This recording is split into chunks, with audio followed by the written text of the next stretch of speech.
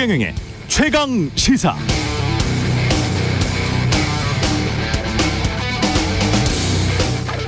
본인이 정치적으로 불리하니까 캐캐먹은 색깔론을 동원하고 있다. 민주당 자체를 공산주의자들이라고 부르는 것은 구시대적이다. 처음 정치 시작할 때부터 그러더니 요즘은 심해졌다. 그러니까 당의 다른 정치인들도 따라한다. 민주당을 공산주의 세력이라고 부르는 건 기본적으로 부정확한 정치적 수사일 뿐이고 또 위험하기까지 하다. 정치적 파트너를 국가의 적이라고 규정하는 것이 말이 되느냐? 아닙니다. 한국 상황이. 제가 지금 읽어드린 거는 지난 6월 미국의 AP통신이 미국 민주당을 공산주의 세력이라고 지칭하면서 맹공을 퍼붓고 있는 트럼프 전 대통령을 비판하는 기사 중 일부를 그냥 번역한 건데요. 한국에서도 비슷한 일이 벌어지고는 있습니다. 반국가 세력, 공산 전체주의 세력이 누군지는 확실치 않습니다만 이 세력이 정부의 모든 국정 난맥상에 책임이 있다는 전 정권시일 수도 있고 시민단체나 노조, 야당일 수도 있다는 그런 어감, 뉘앙스는 대통령 여권으로부터 계속 나오고 있는 건 사실이죠. 왜 그럴까요? 이러는 게 한국 민주주의에 당위적으로 옳은 일일까요? 심지어 국민의힘 입장에서도 이게 내년 총선에 도움이 될까요? 진짜 속으로 그런 생각을 갖고 있다면 착각이다. 큰 착각이다. 심지어 일부 외신마저도 윤석열 대통령을 한국의 트럼프라고 부르고 있다는 것 상기해 보시기 바랍니다. 트럼프 이미지 좋습니까? 네, 안녕하십니까. 8월 17일 세상에 이익이 되는 방송 최경영의 최강시사 출발합니다. 저는 KBS 최경영 기자고요. 최경영의 최강시사 유튜브로도 실시간 방송합니다. 문자 자면은 짧은 문자 50원, 긴 문자 100원이 드는 샵 9730 콩어플 무료고요. KBS 1라디오 채널 정치, 경제, 사회, 문화 등 다양한 명품 콘텐츠가 있습니다. 구독과 좋아요, 댓글 많이 부탁드리고요. 오늘 최강시사 김종대 전 의원, 하태경 국민의힘 의원 차례로 만나보고 오늘부터 새로 시작하는 새 코너 장윤선 기자와 신인규 변호사가 나오는 장신 뉴스? 예, 장신 뉴스도 준비되어 있습니다.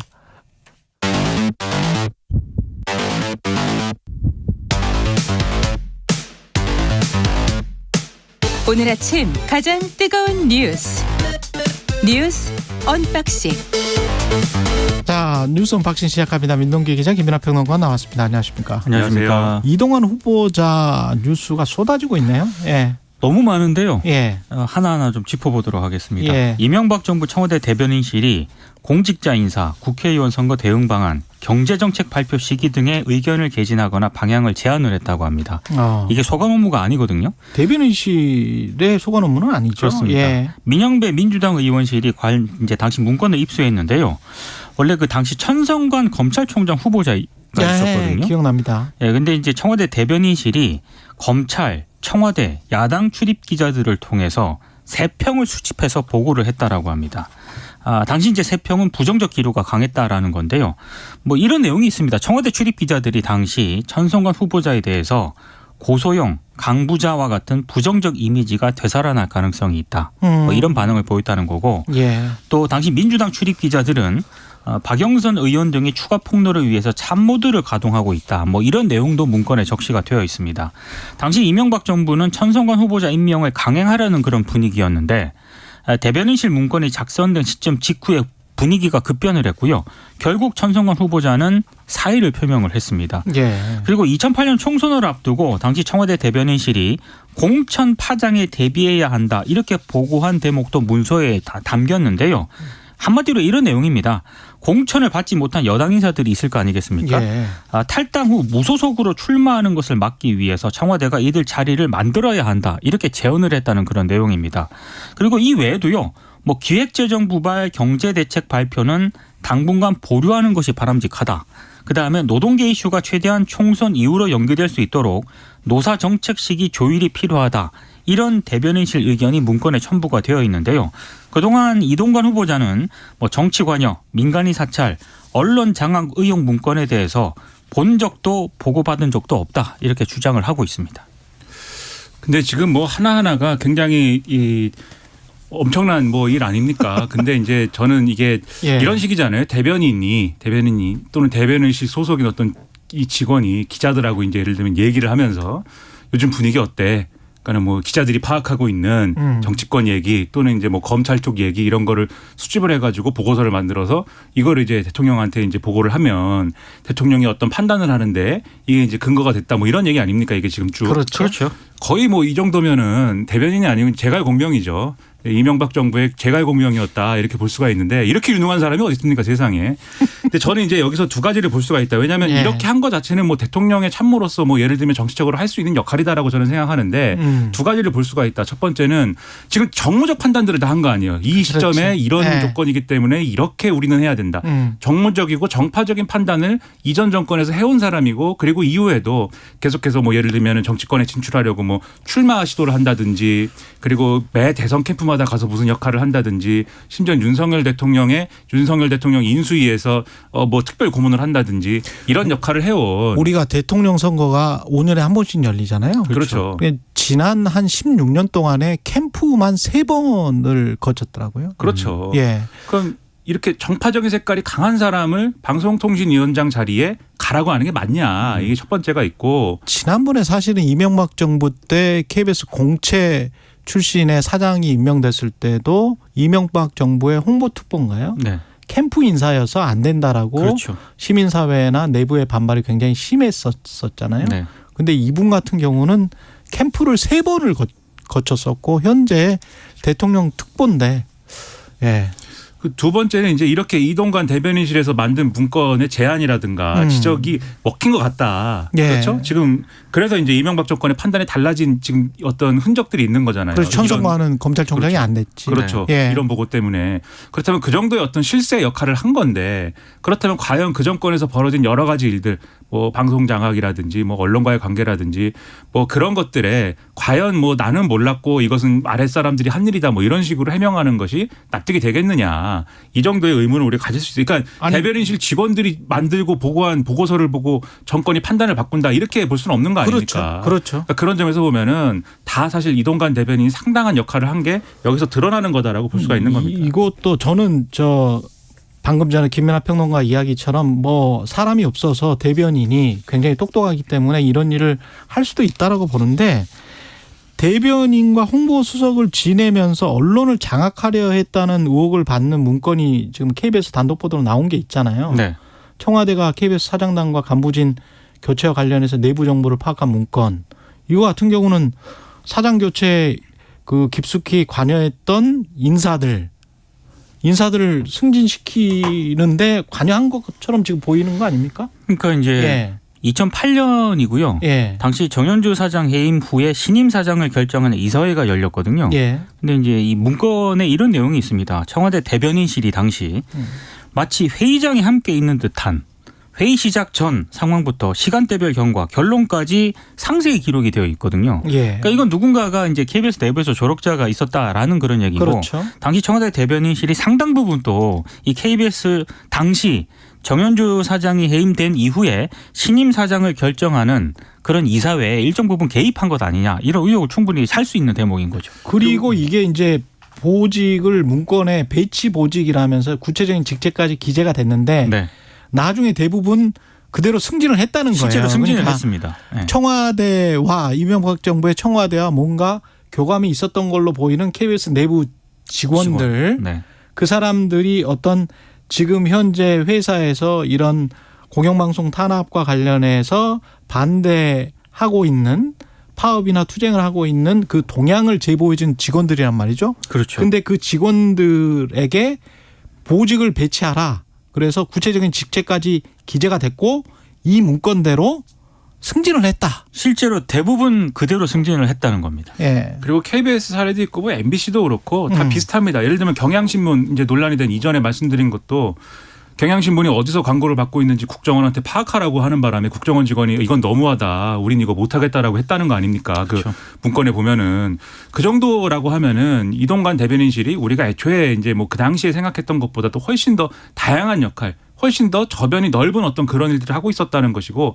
그런 일을 하는데 왜 어떻게 대변인이 모릅니까? 그 사실을. 대변인이라든가 홍보수석이라든가 이런 요직에 가장 높은 자리에 있는 사람이 그런 스케일의 일을 하는데 모를 수가 있습니까? 그렇게 이렇게는 우리가 상상할 수 없는 거잖아요. 국정원 직원이나 못하겠다고 하는 정도의 그런 예. 일인데 그렇다고 하면 여기에 대해서 좀 신실하게 해명을 해야지 지금처럼 다 나는 몰랐다든지 이 문건 처음 본다든지 뭐 이런 식으로 하면 안 된다는 거죠. 그러니까 이런 문제도 있어요. 예. 지금 내일 청문회지 않습니까? 예. 그래서 야당 의원들이 아마 그 이동관 후보자한테 여러 가지 이제 질의를 한 모양입니다. 예. 그 중에 하나가 이제 서면 답변서로 왔는데 이동관 후보자가 평등의 역습이라는 저서를 책을 하나 쓴 적이 있었거든요. 그렇더라고요. 예, 근데 여기서 보수 이념 전사의 교육과 육성은 더 이상 늦출 수 없는 과제다라고 서술한 부분이 있습니다. 보수 이념 전사. 전사의 교육과 육성은 늦출 수 없는 과제다라고 서술을 한 부분이 있어서 예. 민주당의 이정문 의원이 그 지금도 같은 의견이냐 이렇게 물었던 모양이에요. 예. 근데 이동관 방통위원장 후보자가 뭐라고 답변을 했냐면 지금도 생각에 변화가 없다 이렇게 답변을 했습니다. 그러니까 방통위원장 공영방송 후보자인데 장악의 의도가 없다며요. 그러니까 없다라고 예. 했는데 이거 방통위원장이 될 사람 아닙니까? 예. 그런데 보수 이념 전사의 교육과 교육과 육성은 육성이 더 이상 늦출 수 없는 과제다라고 서술한 부분은 여전히 유효하다라고 답을 했는데 과연 방통위원장으로서 적합한 그런 인사인가? 라는 근본적인 의문이 좀 제기가 되는 대목입니다. 그 앞에 얘기하고 연결되는 건데 저는 어떤 예를 들면은 지금의 국민의힘 소속의 정치인이 책에다가 이렇게 썼다. 네. 그 문제 삼기 어렵죠. 자기의 정치적 신념을 그렇죠, 그냥 그렇죠. 표현한 거니까. 예, 예. 또는 국민의힘 지지자인 어떤 시민이 뭐 책에다 이렇게 쓴 걸 가지고 그걸 네. 가지고 문제 삼자는 게 아닙니다. 저는 이렇게 표현할 수 있는데 그런 행보를 해온 사람 심지어 지금 쭉 말씀드렸듯이 정파적이고 그러한 어떤 색깔을 감추지 않아 온 사람을 방송통신위원장에 앉혀야 되느냐 이 문제와 연결되는 지점인 거거든요. 그리고 이 답을 하더라도 이제 뭐 답변의 전체적인 내용을 봐야 될 것 같은데 한 사람의 유권자로서는 그렇게 생각했지만 방송통신위원장의 업무와는 관련이 없는 것이다. 그렇게 안 하겠다. 이런 답변이 있어야 되는 거 아닙니까? 그렇죠. 최소한. 그렇죠. 예, 상식적으로는 그렇습니다. 그렇죠. 예. 그러니까 인사청문회에서 뭐 제대로 답변하기를 바라는데 일단 서면 답변 보도된 걸로만 보면은 이건 부적절한 답변이다 이렇게 볼 수밖에 없고 제대로 준비된 것 같지 않다 이런 생각이 든다는 거죠. 그리고 보수 이념에서 그 보수가 그 본인이 생각하는 보수와 일반적인 보수와 미국 사람들이 생각하는 유럽 사람들이 생각하는 보수가 다 다를 수가 많이 있기 다르죠. 다를 수가 있기 때문에 네. 이분이 본인이 생각하는 보수 이념 전사의 교육과 육성이 필요하고 그런 분이 방통위원장이 돼서 공영방송이나 언론과 관련해서는 어떤 정책을 펼치는 상당히 편협되게 갈 수도 있다라는 우려가 들지 않을 수가 없네요. 그런 걸 벌써 단초를 보여주는 게 예. YTN이 얼마 전에 이제 보도에서 이제 실수를 했는데 그게 이제 다른 이 형사 사건 보도하면서 뒤에 이제 뭐라고 합니까? 전문 용어로 뒤에 나오는 그림 있지 않습니까? 예. 앵커 뒤에 나오는. 예. 그 그림에 이제 이동관 후보자를 10초 정도 노출을 한 거예요. 예. 근데 거기에 대해서 미안하다고 사과도 하고 유감도 밝혔는데 그건 YTN 잘못한 거죠. 아, 그렇죠. 그럼요. 그건 예. 잘못한 겁니다. 근데 예. 3억 원의 민사상 손해배상 청구 소송을 제기하겠다라는 건데 저는 그게 좀 납득이 안 됩니다. 왜냐하면 잘못을 시인하고 미안하다고 하고 거기에 대해서 어쨌든 조치를 취한 것이고 그렇죠. 10초 정도 노출되는 건 제가 그게 심각하지 않다는 게 아니라 누구도 그 형사 사건의 피의자가 이동관 후보자라고 생각하는 게 아니라 이게 잘못 나왔구나라고 생각을 하지 누가 그걸 그대로 이제 예를 들면 어떤 흉악 사건의 범인이 이동관 후보자라고 생각을 했겠습니까? 그런데 이 후보자가 입은 정신적 고통이 극심하다. 그리고 이게 흠집내기성 일방 보도를 해온 만큼 고의성이 의심된다. 예. 이런 이유로 지금 소송을 걸고 있는데 일개인이 이렇게 소송을 걸었다면 또 그것도 본인의 법적 권리지만 방송통신 후보자가 자신의 보도에 대해서 이렇게 방송통신위원장 후보자가 하고 있다라는 것은 앞으로 그러면 어떻게 언론을 대할까 이런 의구심을 들게 만드는 사건이라는 거죠. 그리고 10초 정도 나갔다는 거죠. 그렇습니다. 예. 네. 물론 이제 밖에서도 모니터를 하고 그래서 뭐 한 2, 3초 만에 빨리 갈아치울 수도 있습니다만 방송을 하다가 한 서너 명이 하는데도 다 어떤 순간에 넋이 나가서 그 장면을 못 보는 경우도 가끔 있기는 해요. 네. 방송이라는 게. 그래서 실수를 그렇게 한 10초 정도 할 수는 있는데 그리고 YTN 예. 쪽에서는 이 사고가 난 뭐 배경이라든가 원인이라든가 이런 거를 지금 뭐 강구를 해가지고 예. 조처를 취하겠다라고 입장까지 밝힌 그런 상황입니다. 알겠습니다. 그리고 이재명 대표는 오늘 검찰 출석하는데 굉장히 중요한 국면이 다가오고 있는 것 같습니다. 그렇습니다. 예. 백현동 개발 특혜 의혹 사건의 피의자 신분으로 서울중앙지검에 출석을 합니다. 2006년 성남시장 선거 당시에 이제 백현동의 한국식품연구원 부지 용도를 4단계 상향시켜주면서 민간업자에게 수천억 대의 개발 이익을 안겨줬다는 게 일단 검찰의 판단이고요. 예. 이재명 대표의 입장은 박근혜 전 대통령의 지시와 당시 국토부 요구에 따른 것이고 실무부서의 건의를 수용한 것이다라는 입장을 이미 밝힌 적이 있습니다. 예. 근데 지금 서울중앙지검 반부패 수사 일부가 이제 이재명 대표 수사를 담당을 하는데요. 250여 쪽 분량의 질문지를 준비를 했다라고 합니다. 아이고. 250쪽 정도인데 아무래도 이거를 밤새도 안 되겠는데 250쪽이면 다 물어봐야 될 거 네. 아니겠습니까? 근데 이재명 물어보고 대표가 답변하고 그렇죠. 한 이틀 걸리지 않을까요? 또 이제 그 예.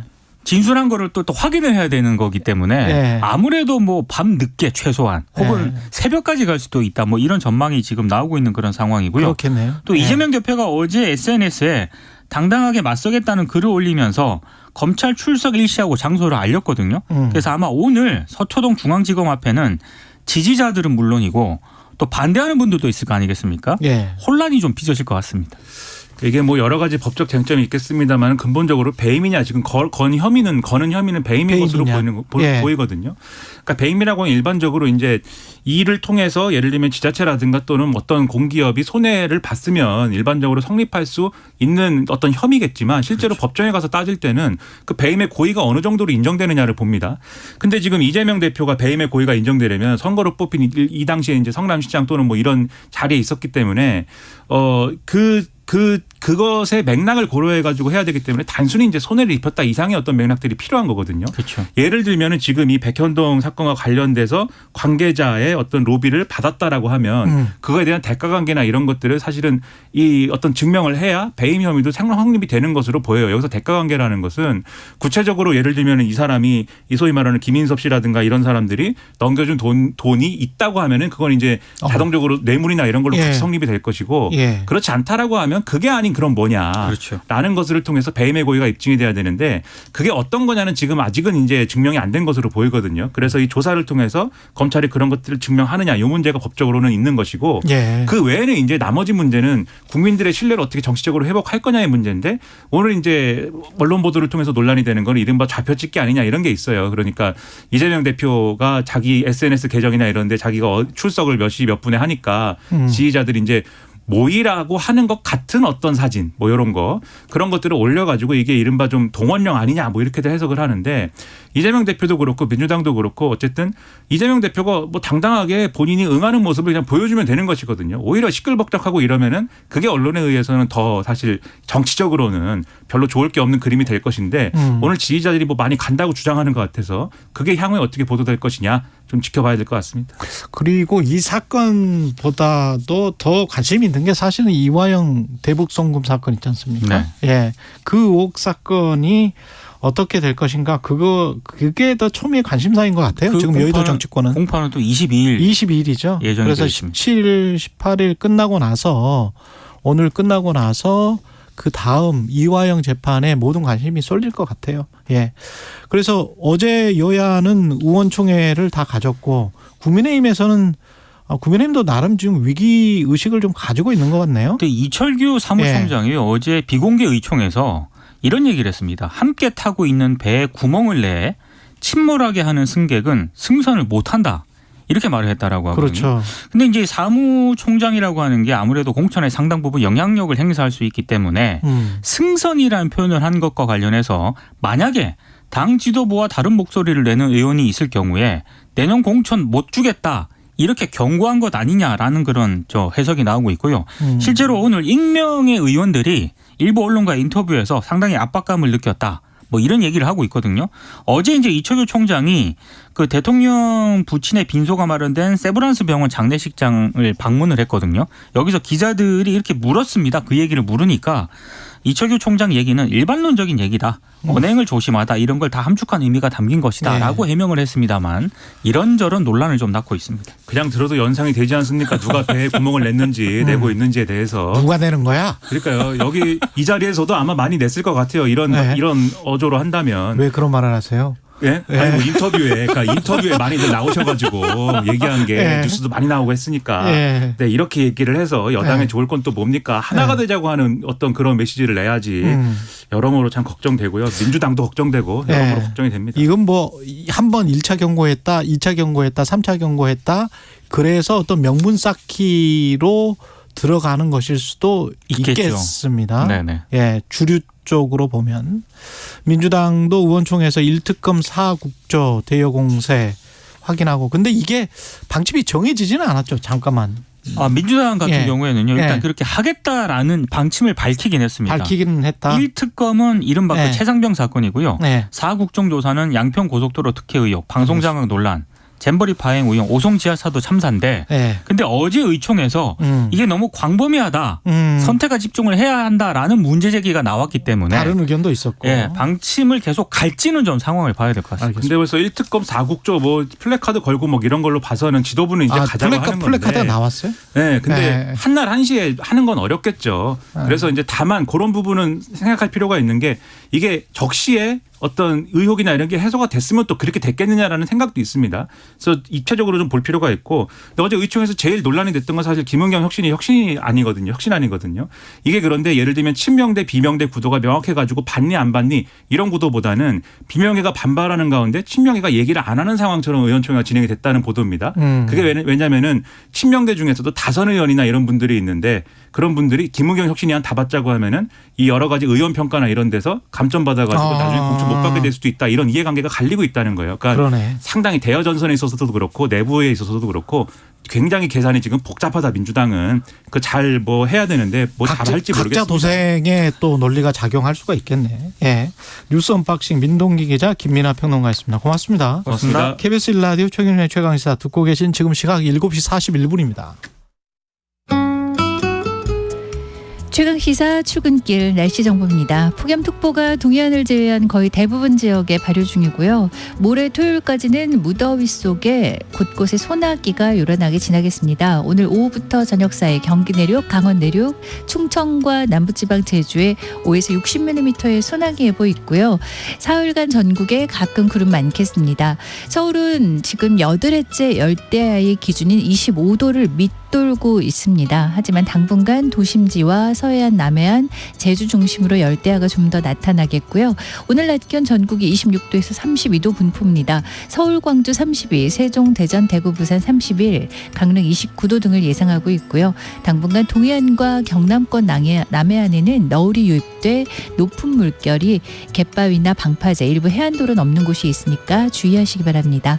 현재 서울 기온 25.4도입니다. 최경영의 최강시사 출근길 날씨 정보 최영우였습니다. 계속해서 이 시각 교통 상황은 KBS 교통정보센터 이현 씨가 정리해드립니다. 네, 출근 정체가 길어지고 있습니다. 교통량 증가에 돌발 상황 여파가 더해진 곳들이 있는데요. 서울은 남부순환도로 수호 쪽입니다. 신림 사거리를 조금 못 가서 추돌 사고가 있었는데요.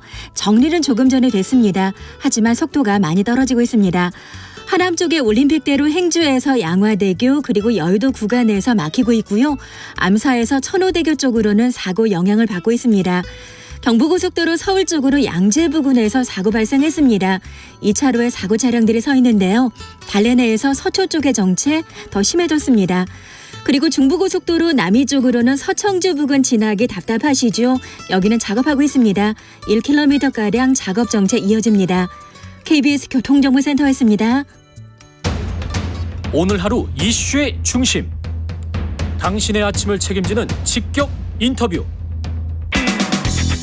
여러분은 지금 KBS 1라디오 최경영의 최강시사와 함께하고 계십니다. 네, 고 최수근 상병 순직 사건에 대해서 박정훈 대령 전 해병대 수사단장이 국방부 장관 등에게 보고한 보고서 일부가 KBS 등을 통해서 공개가 됐습니다. 어떻게 전개가 될지 이 사건 군사 전문가인 김종대 연세대학교 통일연구원 개건 교수와 함께 이야기 나눠보겠습니다. 안녕하십니까? 안녕하십니까? 보고서가 지금 총 11쪽인데 그게 그렇습니다. 다 공개가 된 건가요? 예, 거의 핵심 내용은 다 공개됐는데 공개되고? 여기서 네. 관심 사항은 사단장의 역할이에요. 사단장? 해병대 1사단장이 임성근 사단장? 그렇습니다. 예. 계속 무리한 지시를 내리죠. 예. 문제는 물에 들어가도록 예. 그 압박을 가했다는 거거든요. 아. 그러니까 허리에까지 물이 차는데도 그 입수를 지시하게 사실상 압박을 했다. 예. 그리고 제가 이걸 굉장히 유심히 보는 게 뭐냐면은 이게 굉장히 중요한 대목입니다. 예. 왜 사단장이 그랬을까? 그러니까 작년에 그 폭우가 내린 적이 있어요. 예. 그때 이제 대통령께서 그 숙소에 갇혀버렸고, 예. 또 대통령 위기관리센터는 작동을 안 해가지고 엄청나게 그때 질타가 많았습니다. 그랬죠. 그런데 뜻밖에도 해병 1사단의 활약상이 언론에 대서특필되며 상황이 반전된 거예요. 아, 그때 포항에 지난해. 예, 포항에 그때 폭우가 내렸을 때 해병대가 상륙 돌격 장갑차를 동원해 가지고 대대적인 활약상이 언론에 엄청나게 나갑니다. 그러니까 이게 그때도 임성근 사단장이었어요? 똑같습니다. 같은 지금 사단장이에요. 아. 그렇게 되니까 지금 이 올해는 포항이 아니라 내륙 쪽 예천 쪽에서 폭우가 났는데 또 똑같이 상륙 돌격 장갑차를 동원해라. 그다음에 복장을 통일해서 해병대라는 걸 잘 드러나게 해라. 표정은 가려라. 불필요한 지시가 계속 내려가지 않습니까? 그걸 그러니까 사진 이 찍기 위해서 이야기가 막 한 거예요? 사실은? 그래가지고 실제로 예. 최수근 상병이 사망한 19일 이전에 18일 날 또다시 대대적인 보도가 나갑니다. 해병대 대활약상이. 아. 그게 이제 정문 참모가 그 신문 스크랩을 링크를 달아가지고 카톡에서 그 사단장한테 보고를 해요. 사단장이 칭찬을 해주잖아요. 정말 잘했다. 칭찬을 해주는데 이 흐름을 잘 보면은 작년에 저 해병대 1사단의 그런 어떤 환희와 영광을 올해 되살리겠다는 예. 이런 어떤 분위기가 역력히 보여지는 거고 여기서 무리한 작전이 있었던 거거든요. 그러니까 이런 정황이 바로 1사단장이 이 사건에 직접 개입을 한 과실치사의 핵심 책임자라는 어떤 의미가 되는 것이죠. 그러네요. 그래서 수사단장은 그렇게 판단을 한 것이고. 그렇게 된 겁니다. 그런데 네. 수사단이 조사할 당시에 1사단장이 또 장병들이 물에 들어간지 몰랐다고 진술을 한 거예요. 예. 아니 본인이 당일날도 물에 들어간 당일날도 칭찬해주고 그 정문 참모가 사진까지 올렸는데 그걸 보고도 나중에 문제가 되니까 예. 이제는 또 말을 바꿨다. 이게 이제 수사단장이 보기에는 사단장이 과실치사 혐의를 적용해야 되는 핵심 이유예요. 근데 국방부 쪽은 이첩 보류를 한 이유가 네. 거의 반수가 지금 과실치사 혐의를 받은 거의 반수가 초급 간부라서 네. 초급 간부들에게 미칠 영향을 고려한 것이다. 뭐 이런 식으로 지금 이야기를 하고 아니 있잖아요. 이제 뒤에 가서 그렇게 해명을 하고 설명을 네. 하는데 참 이건 적반하장입니다. 예. 왜냐하면은 유재은 법무관리관이 해병대 수사단에다가 외압을 행사할 때 예. 내용이 자꾸 수사단에서 반문을 하지 않습니까? 그럼 사단장 여단장은 빼란 얘기입니까? 그렇죠. 그러니까 아니 직접 지휘에 책임이 있는 사람만 넣지 왜 아닌 사람까지 혐의 대상에 넣느냐. 관리관은 그렇게 이야기를 직접 지휘라는 건 초급 간부들 아니에요? 초급 간부들 얘기 현장 지휘관을 얘기하는 것이죠. 그러면은 압력은 이렇게 행사하고 나중에 이게 문제가 되니까 그때 가서 초급 간부들이 굳이 들어가야 되냐고 문제 제기를 한 것이다. 정반대의 이야기를 해버리면 말 바꾼 거네. 아니 세상에 이게 둘 중에 하나는 완전히 잘못됐다는 얘기인데 예. 어느 말이 맞는 겁니까? 그거는 전화한 내용이 일단은 기준이 돼야 되는 것이지 뒤에 예. 해명은 자꾸 뭘 변명하려고 그러니까 말이 앞뒤가 안 맞는 해명을 한단 말이에요. 이렇게 되니까 문제가 지금 커지는 이유가 여기 있는 거예요. 그러니까 수사단장이 이게 무리한 어떤 1사단장의 지시가 있었다. 그래서 1사단장이 과실치사 혐의가 있다라고 네. 판단한 구체적인 근거 이유는 뭐라고 보세요?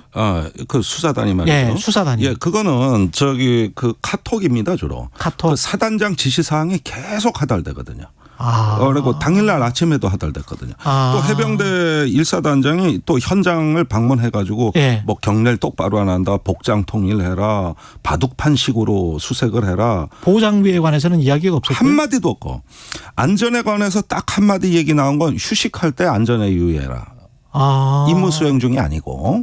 그럼 구명조끼나 이런 이야기가 없고. 웃고. 그러니까 이거는 사진 찍기 위한 행사예요. 제가 보기에는. 그러니까 이것이 초급 간부들에게 전달이 돼서 똑바로 하라 그랬거든요. 카톡상으로 전달된 것도. 똑바로 지휘해라. 이렇게 되면서 이제 계속 압력이 행사되니까 이럴 때 이제 군인은 복종해야 될 그렇죠. 것이고. 그렇게 지시를 했으면. 그래서 직접적인 책임이 있다고 보는 건데 그 뒤에 이 수사가 막상 시작되자 말 바꾸기를 하는 걸로 보이는 거예요. 그러니까 경찰에서 이걸 빨리 수사해달라고 이첩을 해야 되는 것이었어요. 그렇죠. 그런데 이첩을 했는데 이첩을 이제 보류 지시를 하고 그 과정에서 대통령실이 있었던 거 아니냐라는 네. 의혹인데 그것과 관련해서는 대통령실은 그 사람 얼굴도 모른다. 네.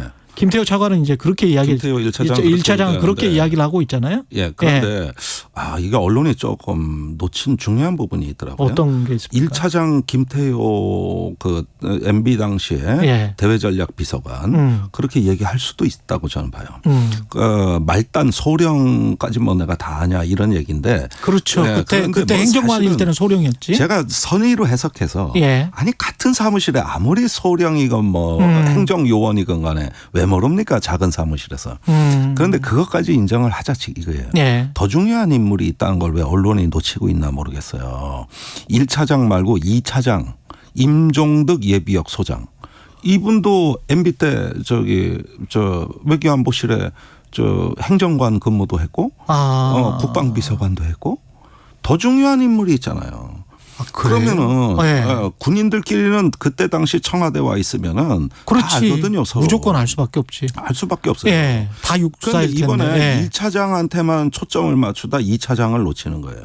제가 보기엔 2차장 역할도 없는가를 봐야 돼요. 그러네. 그런데 지금 이 예. 국방부 담당은 2차장실입니다.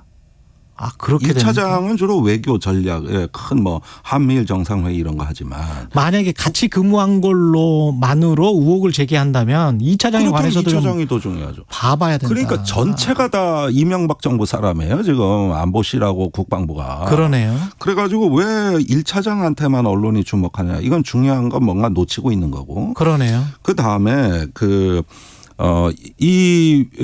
지금 임종득 2차장이 오들 그 당시 작년에 부임하고 얼마 있다 폭우 사태가 났을 때 용산에 있는 대통령 위기관리센터에서 이 해병대 활약상이 대통령한테 보고가 됐다고요. 그걸 다 지켜본 사람들이에요. 그러다 보니까 작년 상황을 반드시 체크해야 됩니다. 왜 올해 이런 무리한 수색과 비극적인 사망 사고가 있었는가를 그 이유를 캐내야 되는 거고 그 다음에 지금 경북경찰청이 순순히 이첩받은 서류를 국방부 검찰단에 돌려줬다는 거 아닙니까? 돌려줬죠. 예. 경찰은 어떤 외압을 받았는가 이걸 반드시 봐야 되는데 이걸 내줄 수가 없거든요. 정식으로 이첩받은 서류를. 왜 줬느냐? 왜? 누구한테 전화 받았느냐? 예. 국방부에서 경북경찰청에 전화를 했다는 거 아닙니까? 예. 그러니까 나중에 검찰단이 가니까 순순히 돌려주더라는 건데 이거는 절대 돌려줄 수가 없는 겁니다. 그리고 자, 상식적으로 보십시오. 어떤 국가의 수사기관이 국민이 의혹이 많은 사망 사건이 발생했는데 수사 안 하겠다고 발표하는 수사기관이 어디 있습니까? 그래. 아니 그래 지금 경북경찰청 입장은 앞으로 군에서 다시 정식으로 이첩하기 전까지는 수사 안 하겠다는 거 아닙니까? 그러네. 아니 지금 최상병이 사망한 지 한 달입니다. 그럼 한 달 동안 수사 착수도 안 했는 거고 언제 착수할지도 모른다는 얘기거든요. 이 얘기가요. 그럼 우리가 지금 항명이다 외압이다 이 논란에 휩싸여 가지고 정작 보지 못하는 본질이 뭡니까? 국민의 생명과 안전에 중대한 사건이 발생했는데 어떤 국가기관도 수사하겠다고 안 나선다는 얘기 아니에요. 그러네요. 이게 책임 있는 민주정부에서 가능한 얘기입니까? 그리고 수사했던 수사단장은 항명으로 지금 혐의를 받고 돼 있고 수사 진행은 방해받고 있고 수사를 해야 한 경찰은 수사할 계획이 없다 그러고 있고 아니 그럼 국민 사망해가지고 의혹이 많은 사건은 이게 방기되고 있다는 얘기인데 모든 이런 사망 사건에 군에 제가 여러 번 봤을 때 증거인멸이 이루어진다거나 말 맞추기를 한다거나 이런 게 전부 이 초동 수사 단계예요. 이때 시간을 끌어버리면 다 증거인멸된다고. 그러면 사단장이 자기 과실치사한 거 지금쯤이면 초급 간부들하고 그 명령받은 대대장들하고 얼마든지 말 맞추게 할 수 있고 자료는 어딘가 빼돌려질 수도 있는 거고 아니 지금 이런 것들을 무방비 상태로 놔뒀다? 사망 사건인데도 세상에 그런 거를 수사 안 하겠다고 태평하는 수사기관이 이 사건에 대해 그렇게 얘기한다면 이건 피해자들에 대한 유족에 대한 2차 가해고 이거는 국가 수사기관의 자기 존재 이유를 부정하는 거거든요. 이런 황당한 문제에 대해 가지고 왜 지적을 안 합니까 언론이. 이게 항명이냐 외압이냐 이 박정훈 대령 한 명의 문제로 자꾸 몰고 가는 건 국방부 프레임인데 예. 여기에 다 말려 들어가다 보니까 정작 이 사건 자체가 없어지고 있어요 지금. 그러네요. 이게 지금 가장 큰 문제. 이건 반헌법적인 일이 어디 있습니까? 그래. 국군 장병이 국방 의무를 다하다가 순직한 사건인데 예. 그 사고의 원인을 밝혀내야 되는데 그거는 또 없어져 버렸어요. 이건 더 멀어지고 있는. 그러면은 국방부 장관도 그랬고 그 수사단장도 그랬고 그 부모와 그 유족들한테 철저히 수사에 의혹 없도록 책임지고 신속하게 하겠다. 대통령이 지시했잖아요. 대통령도 지시를 했고. 그런데 수사할 계획이 없다? 이게 말이 되는 얘기입니까 이게? 이걸 듣는 그 유족들 입장을 한번 생각해 보세요.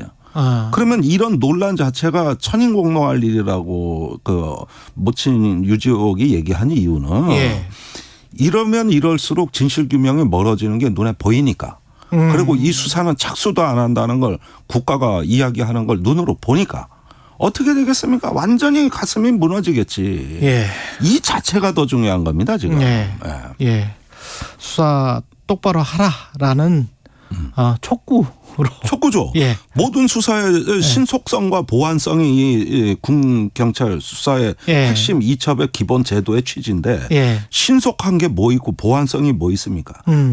다 위반하고 있죠. 여기까지 듣겠습니다. 아유, 다른 문제도 있었는데 아쉽네요. 예. 연세대학교 통일연구원 개공교수 김종대 전 의원이었습니다. 고맙습니다. 감사합니다. 네.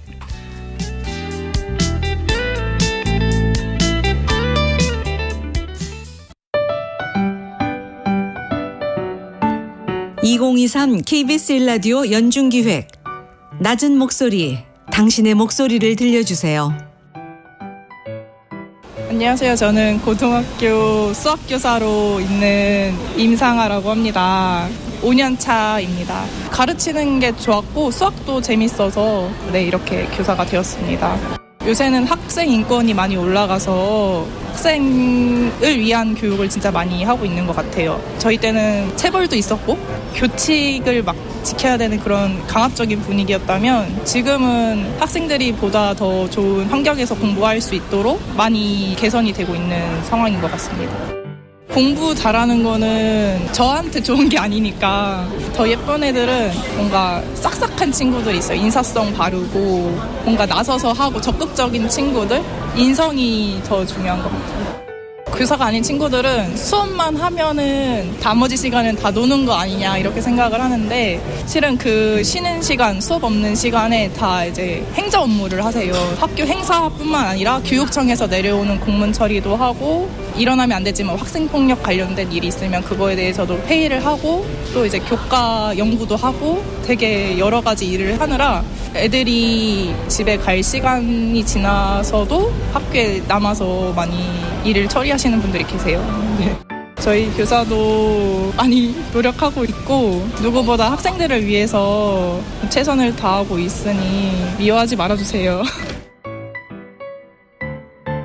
오늘 하루도 묵묵히 살아가는 당신의 이야기를 들어봅니다. KBS 1라디오 연중기획 낮은 목소리였습니다.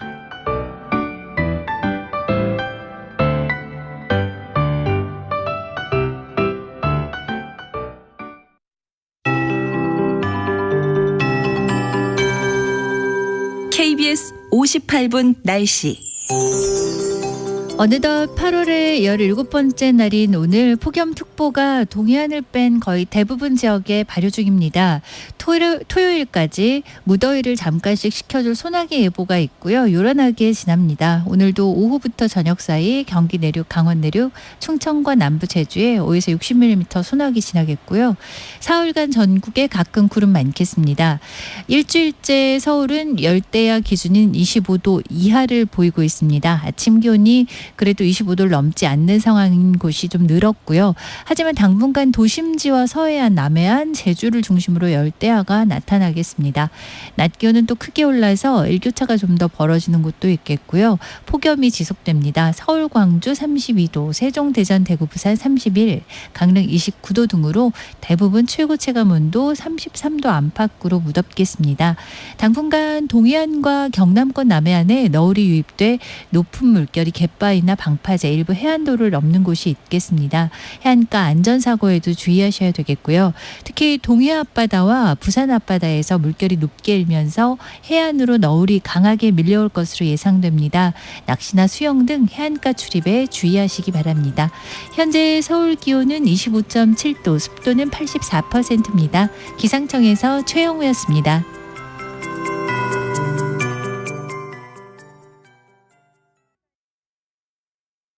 정성을 다하는 국민의 방송 KBS가 8시를 알려드립니다. AM 711kHz, FM 97.3MHz, KBS 1라디오입니다. HLKA.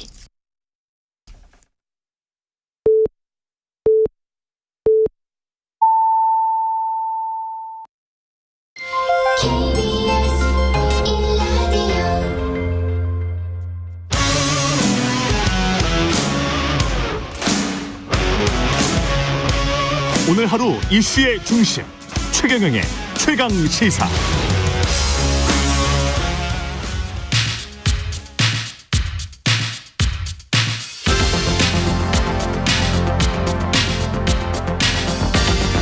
여의도 인싸 하태경의 정치 인사이드.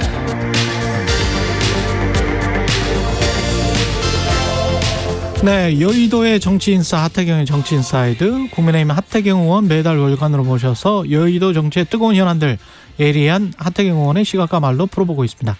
오늘도 하태경 의원 나오셨습니다. 안녕하세요. 예, 안녕하세요. SNL에 출연하셔가지고 만행이던데요. 그거는 박보검 이렇게 잘. 제가 사과까지 했어요. 네. 그 사과하셔야 경솔한 행동에 대해서 다시 한번 근데 사과를 드립니다. 그렇게 실제로 나와요. 박보검 닮은 연예인. 그래서 제가 닮은 걸로 앱에 대해서 능숙하지 않은 세대다 보니까 초기에 꽤 오래돼서요. 한 6, 7년 전인데 페이스북 이용을 하고 누구 어떤 연예인과 닮았어요 하면서 이렇게 착착 가는 그런 거죠. 그래서 아시는구나. 네 단계 정도. 예, 저도 해봤습니다. 누구 닮은? 아니 그거 말하기 힘듭니다. 저도 만행이 되기 때문에. 그래서 저는 제가 그렇게 원한 게 아니라 자동적으로 그렇게 넘어가길래 참 신기하고 묘하다. 요술상자 같다 뭐 이런 이야기를 한 건데 아무튼 본의 아니게. 근데 이게 코미디 프로가 SNL이 좀 저널리즘 기능도 한다고 보는 게 아이가추 저널리즘이라는 게 있거든요. 예.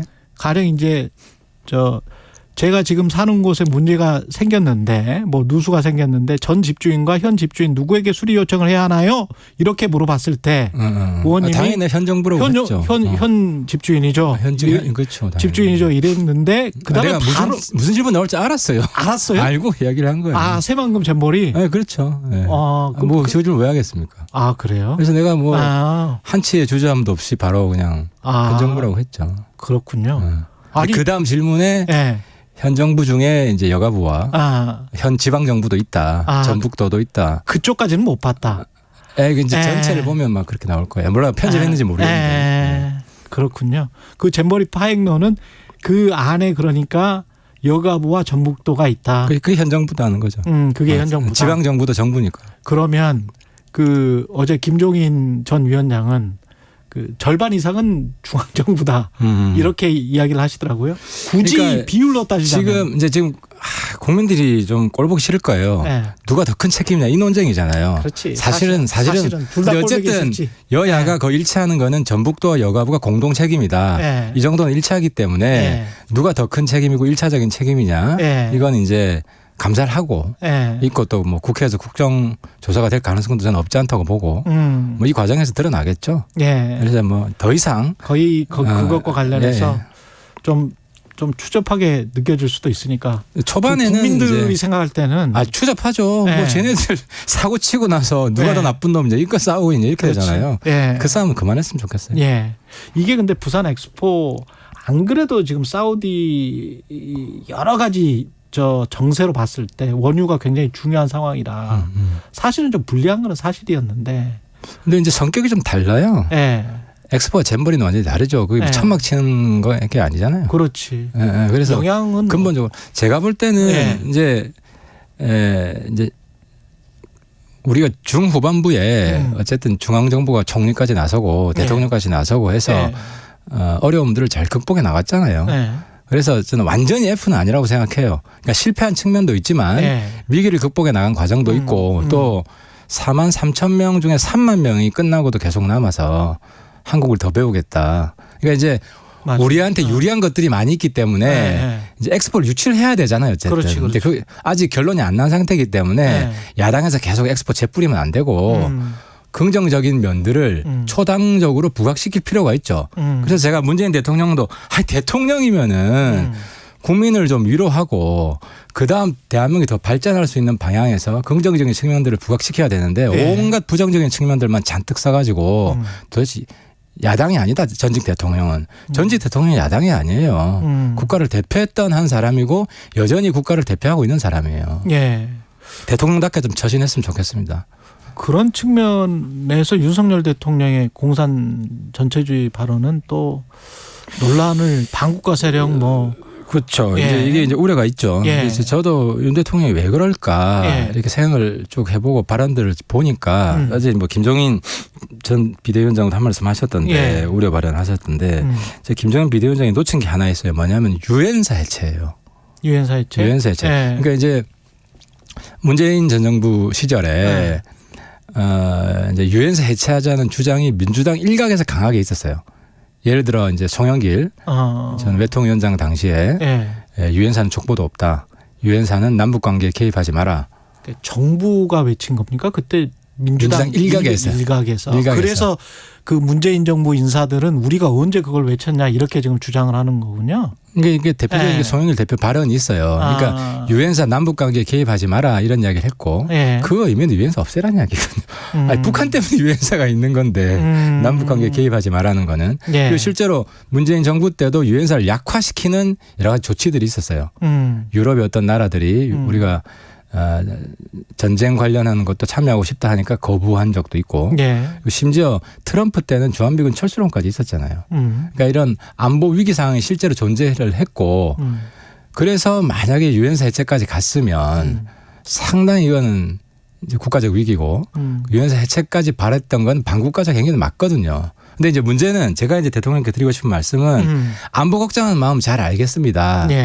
하지만 이제는 대통령의 안보에 대한 확실한 그런 의지는 국민들이 다 알고 박수도 치고 있으니까 안보보다는 민생 최우선으로 국정 방향을 좀 틀었으면 좋겠다. 경제적으로. 한미일 정상회담 이후 이제 어제 캠프 데이비드 갔다 와야 되니까 그 이후로는 민생 최우선 경제 이런 쪽으로 좀 확 틀어서 국정 방향을 정해야지. 그러지 않으면 안보 보수는 제한돼 있거든요. 국민들 사이에서. 우리가 이제 강경 보수 정당으로 갈 수밖에 없어요. 그래서 중도 확장을 하려면 그래서 그 말씀을 저는 이제 충원을 하고 싶어요. 저도 지금 사실은 경제가 걱정이 되는데 사실은 미국에서도 인플레이션이 나오는 원인 중에 하나를 정치적인 이유로 꼽잖아요.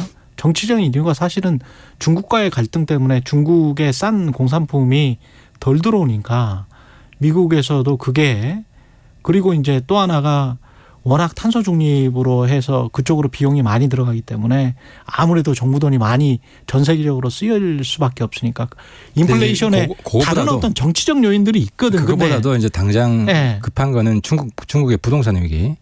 중국의 부동산 위기발 금융위기가 올 수가 있어요. 그리고 경제 성장률이 좀 확 떨어지잖아요. 그러면 어쨌든 지금 교육 비중이 중국과 1등이고 여전히. 그리고 여전히 1등이고 그러니까 중국 경제 침체를 하면 아마 GDP 성장률 전망치를 더 낮춰야 될 겁니다. 지금 우리가 일본보다도 졌다고 그러는데 그래서 경제 위기가 심각해질 수 있고 그래서 아무튼 미국 갔다 와서는 오로지 경제 이렇게 좀 나가서 민심도 다 잡고 또 그래야 우리 총선에 유리합니다. 국민의 입장에서는. 그렇죠. 한미일 정상회담 일본 얘기가 나온 김에 지금 외통위 소속이시니까요. 지금 한미일 확장 억제 논의가 가능할 것 같습니다. 외신 인터뷰를 보니까.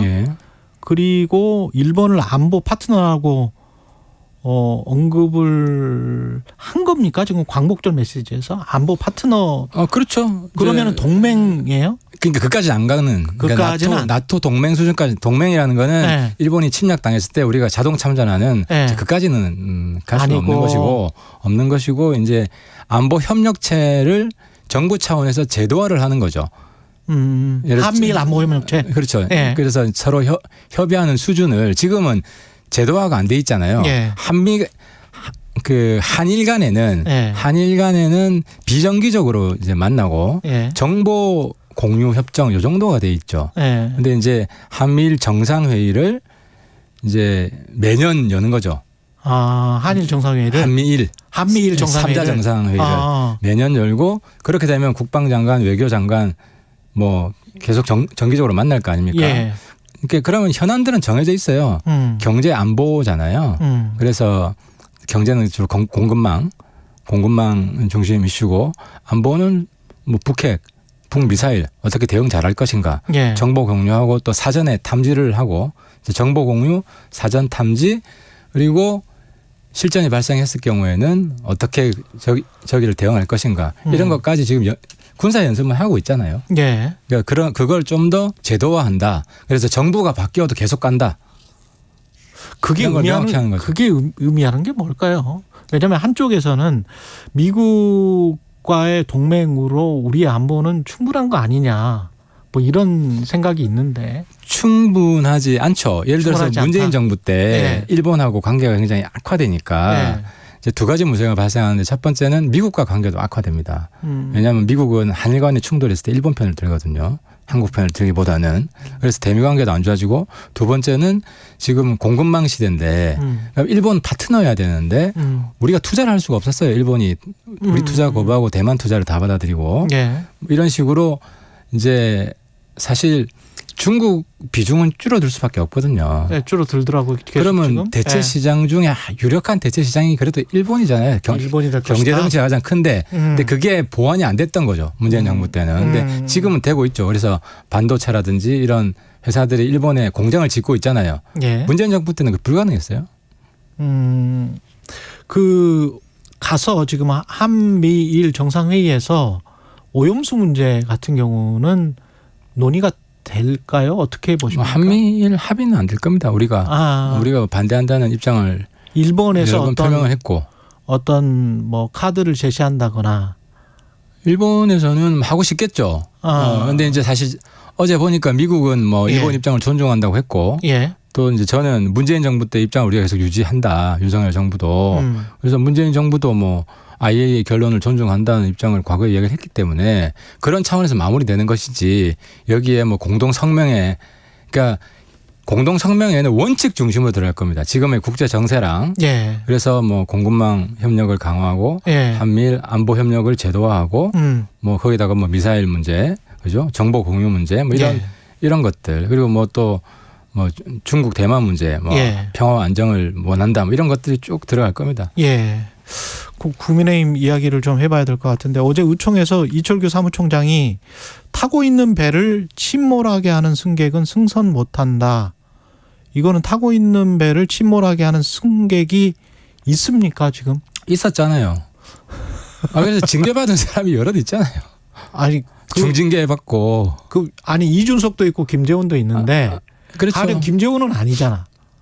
아니 사실 출마가 불가능해졌잖아요. 출마가 불가능해졌다? 네, 그렇죠. 그러니까 이제 말 조심해라는 이야기고 그 윤석열 대통령과의 어떤 거리라는 차원에서 보면 제가 김재원은 아니다라고 말하는 거리가 이제 이준석은 좀 멀게 느껴지고 김재원은 그래도 징계를 그런 거하고 관련 없다니까 관련이 두 가지인데 이제 기존에 심지어 홍준표 시장까지도 징계를 받았잖아요. 그렇지. 그렇죠. 그러니까 이제 물론 그분은 뭐 징계 받든 안 받든 자기 말씀하시지만 그래서 징계를 세게 할 수밖에 없다. 지금까지 해왔던 게 하나가 있고 물론 표현이 좀 강해요. 강한 게 있는데 두 번째는 당내 건강한 쓴소리를 다 그냥 억압하겠다는 거냐. 예를 저 같은 사람 아이고 제가 근데 눈치 보고 뭐 신경 쓰고 할 말 안 하겠습니까? 쓴소리 있으면 하지. 또 당의 또 뭐 대표나 원내대표한테도 직접적으로 이야기하기도 하고 그리고 방송에 나와서 이야기하기도 하고 필요한 거는. 그러면 이게 딱히 뭐 어떤 무슨 개라고 할 수 있을까요? 무슨 이준석 개 이런 거를 겨냥해서 한 말은 아닌 겁니까? 이미 뭐라고 그래야 되나? 이제 딱 정해져 있잖아요. 쓴소리 하는 사람들은. 아니 가령 이제 유승민, 이준석, 뭐 이현주도 아직 당원이죠. 그렇죠. 탈당한 적 없으니까. 네. 그러면 이제 만약에 계속 어떤 방송에서 대통령의 국정 운영에 관해서 비판적인 목소리를 낸다면 당에서 어떻게 하겠다라는, 공천에서 탈락시키겠다는 의미로 좀 그런 유황사 있잖아요. 그러니까 이제 징계받는 사람은 당연히 뭐 공천이 안 되거나 크게 불이익을 받거나. 이준석은 아직은 그 정도까지는. 이준석 공천이 되죠. 공천 됩니까? 저는 반드시 된다고 봅니다. 왜냐하면 반드시 된다. 왜냐하면 이제 우리 당 지지층 중에 2030이라는 중요한 한 축이 있기 때문에 그걸 대표하고 있고 수도권 특히 출마하는 사람들은 이준석 공천해야 자기들한테 도움이 된다고 해서 요구를 할 거예요. 유승민이나 이현주는 어떨까요? 근데 유승민 전 의원 같은 경우는 사실 뭐 총선 출마에 대한 1차적인 관심이 좀 없다고 보고 대선이 1차적인 문제고. 근데 이제 제가 드리고 싶은 말씀은 뭐 살든 죽든 어쨌든 간에 이 당 내에서 승부를 봐야지. 유승민 의원도 그 말씀을 드리고 싶어요. 이 당을 떠나서 뭐 아마 저는 그런 선택은 안 하실 거라고 보는데 뭐 신당을 한다거나 아니면 무소속 연대 같은 걸 만들어 가지고 무소속 의원들을 지원한다거나 사실상 이제 쓴소리 하는 것과 실제로 총선에서 우리 당을 공격하는 다른 후보를 지지하는 그래서 나가는 것과 이건 전혀 다른 차원의 문제고 추이가 다를 수 있는. 그래서 이제 뭐 굳이 뭐 조언을 드리자면 뭐 지금은 당 내에서 굉장히 어렵죠. 어렵지만 그럼에도 불구하고 대선까지는 시간이 많이 남았고 그래서 이 당에서 승부를 봐야 된다는 말씀을 드리고 싶어요. 그리고 이재명 대표 같은 경우는 뭐 한 달 전인가요? 10월 사퇴설 이런 게 유행을 했었는데 지금 8월 중순쯤인데 그 뭔가 임박한 것 같은 느낌. 그러니까 영장 치는 거요? 영장뿐만이 아니고 어떤 민주당의 이재명 대표 그 사퇴론과 관련된 분기점이 좀 더 빨리 다가오는 느낌? 그렇죠. 사실 이재명 대표는 6개월 전에 지난 2월 달에 이미 사회에서 격리되었어야 될 사람이에요. 사회에서 격리돼요. 체포동의안 날라와가지고 뭐 통과됐으면 구속이 됐을 가능성이 굉장히 높고 그럼 지금 감옥에 있겠죠. 그럼 뭐 대표도 안 하고 있을 것이고. 근데 그걸 막았잖아요. 뭐 구속 안 될 거면 왜 막았겠습니까? 구속될 것 같았으니까 막았지. 지금 상황은 어떻게 보세요? 지금도 구속되죠. 백현동으로? 뭐 그것도 있고 이화영 건도 있고 특히 이화영 건은 뭐 그분 사모님 뭐 이렇게 같이 협력을 해서 이화영 진술 번복, 증언 번복, 사실 그 증거 인멸이거든요. 그것도 그러면 노골적으로 드러나고 있고. 그래서 전 재판부에서 볼 때 도주의 염려는 없지만 증거 인멸 염려는 굉장히 크기 때문에 저는 반드시 구속된다고 생각을 하고요. 특히 이화영 대북송금 사건 때문에. 그렇죠. 그리고 이제 백현동 건도 법리적으로 대응하는 게 아니라 자꾸 이제 정치 싸움으로 몰고 가거든요. 그래서 성실하고 진지한 모습이 아니죠. 이런 경우는 구속 사유가 됩니다. 백현동도. 네, 백현동 건도. 오늘 이제 조사를 하고 그 다음에 무슨 바로 영장을 칠까요? 어떻게 예상을 하십니까? 저는 뭐 늦어도 9월 중순까지는. 9월 중순까지는. 체포동의안 그러면 날아올 거라고 생각합니다. 오늘 이번 조사나 수사는 그냥 이렇게 가는 거네요? 한 1박 2일 하고 난 다음에? 그렇죠. 지금 뭐 이화영 건은 거의 수사가 마무리된 것 같고 사전 수사는. 그죠. 이게 근데 이재명 대표를 수사를 해야 되는데 구속시키지 않으면 수사가 더디잖아요. 그러니까 이제 국민들은 이재명 건을 왜 이렇게 오래 가냐. 이재명 대표를 바로바로 소환할 수 없기 때문에 구속되면 수사가 굉장히 빨라지죠. 매일매일 부를 수도 있고. 근데 지금 매일매일 부를 수가 없잖아요. 그 해병대 수사관장의 수사 진상은폐 의혹과 관련해서도 그렇고 1특검 사국조를 하자고 지금 민주당에서는 이야기를 하고 있잖아요.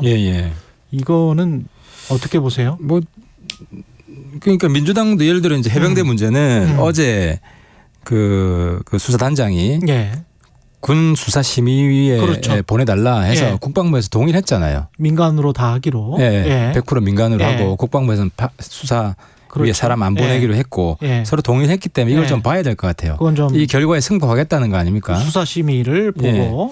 그리고 뭐 나머지 양평고속도로. 그러니까 국조는 사실 저는 의회주의자에서 국조에 대해서 가급적 찬성을 하는데 이제 우리 당에서 걱정하는 거는 싸움을 한다는 거죠. 네 탓이다, 내 탓이다. 예. 그러니까 이제 진실 규명보다는 예. 그러면 짜증만 나고 정치 불신만 높아질 거 아닙니까? 그래서 제 생각은 감사가 다 들어가 있기 때문에 특히 잼버리나 오송 지하차도 같은 경우는 감사가 들어가 있기 때문에 그 결과를 보고 그 다음 단계로 보완적 국조를 하는 식으로 해야지 아니면은 팩트가 묻혀버려요.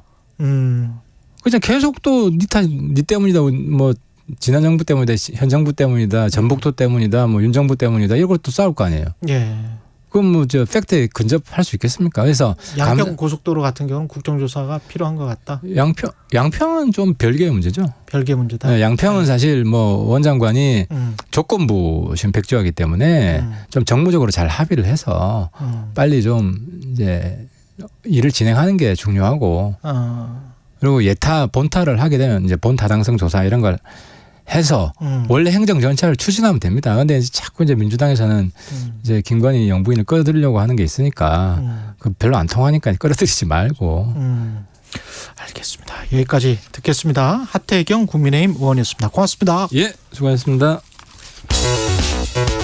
여러분은 지금 KBS 1라디오 최경영의 최강 시사와 함께하고 계십니다.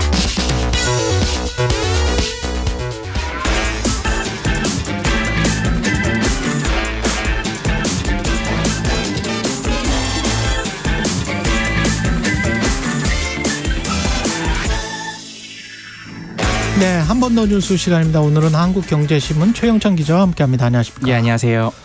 다자녀 혜택 기준이 기존에 3자녀였죠? 그렇죠. 예, 근데 2자녀도 됩니까 이제? 이제 그렇게 하겠다고 어제 발표를 이주호 사회부총리가 했습니다. 그래요? 이름하여 다자녀 가구 지원 정책 추진 및 개선인데요. 자, 어떤 것들이 바뀌는지 대표적인 사례 몇 가지 알려드릴게요. 예. 우선 이게 가장 좀 눈에 들어오는데요. 분양받는데 한결 수월해집니다. 다자녀 특공이라고 있잖아요. 그 특별 분양. 공공분양주택에 대해서 이제 다자녀 특별 공급 이 지원 자격이 이게 원래는 자녀 셋 이상만 가능했는데 이제 둘로 내려오는 거예요. 예. 경쟁률이 이제 껑충 뛰겠죠. 세금 감면 혜택도 이제 주어지고 다자녀 가구가 양육 목적으로 자동차를 구매했을 때 차량 크기에 따라서 이제 취득세가 감면되거나 또 면제되는데 이 기준도 이제는 자녀 2명 이상으로 바꾸겠다는 방침입니다. 자녀 2명 이상의 나이 같은 게 혹시 있습니까? 나이가 있는지는 아직 구체적으로 이렇게 나오진 않았는데 아마 뭐 보통은 이제 그 자녀가 이제 기혼을 했거나 이 전까지 보통 그렇겠죠. 성인이 돼도 혜택이 있었거든요. 제가 알기로는. 네, 어쨌든 그 가족관계 증명서상에 이게 들어와 있으면 된다 이게 있습니다. 그러면 3자녀 낳으신 분들이 약간 더 이게 특별 공급 같은 경우에 공공분양주택 3자녀 이상이면 아무래도 경쟁률이 좀 요즘 3자녀 이상이면 제 또래에서도 30대 한 초중반에서도 웬만하면 다 받았어요. 다 받았죠. 네. 근데 그분들 같은 경우는 이제 불만이 있겠네. 2자녀는 다자녀라고 보기 힘든 거 아니냐? 그래도 이제 집이 다복하니까 이제 그런 불만은 하지 마시고 좋은 게 좋은 거니까요. 좋은 게 아니 근데 집을 못 얻는데 그러면 없는 경우에는 약간 조금 억울할 수 있죠. 없는 경우에는 그렇지. 네, 없는 경우는 네. 약간 좀 그런 생각이 드네요. 공연 관련 혜택도 주어집니까? 그렇습니다. 그동안 이제 국립문화시설에서 공연을 볼 때 다자녀 할인 혜택이라는 게 있어요. 한 20% 할인해 줍니다. 예를 들어 국립극장에서 하는 뭐 뮤지컬이라든지 또 국립중앙박물관에 간다든지 이럴 때는 이게 이제 3자녀 이상인 가구에서 할인 혜택이 주어졌는데 요것도 이제 2자녀만 있어도 할인을 해주고요. 이 전시를 관람할 때 영유아 동반자가 우선 입장할 수 있는 뭐 신속 처리제, 패스트트랙이라도 하는데 요것도 이제 도입할지 검토를 하고요.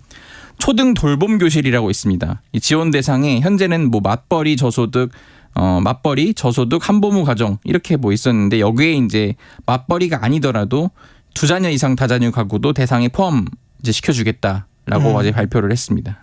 그러면 이게 지금 중앙정부 또는 서울시만 하는 겁니까? 아니면 지자체 다른 것도 합니까? 이제 다른 이제 광역단체들도 좀 보조를 맞추겠다는 건데요.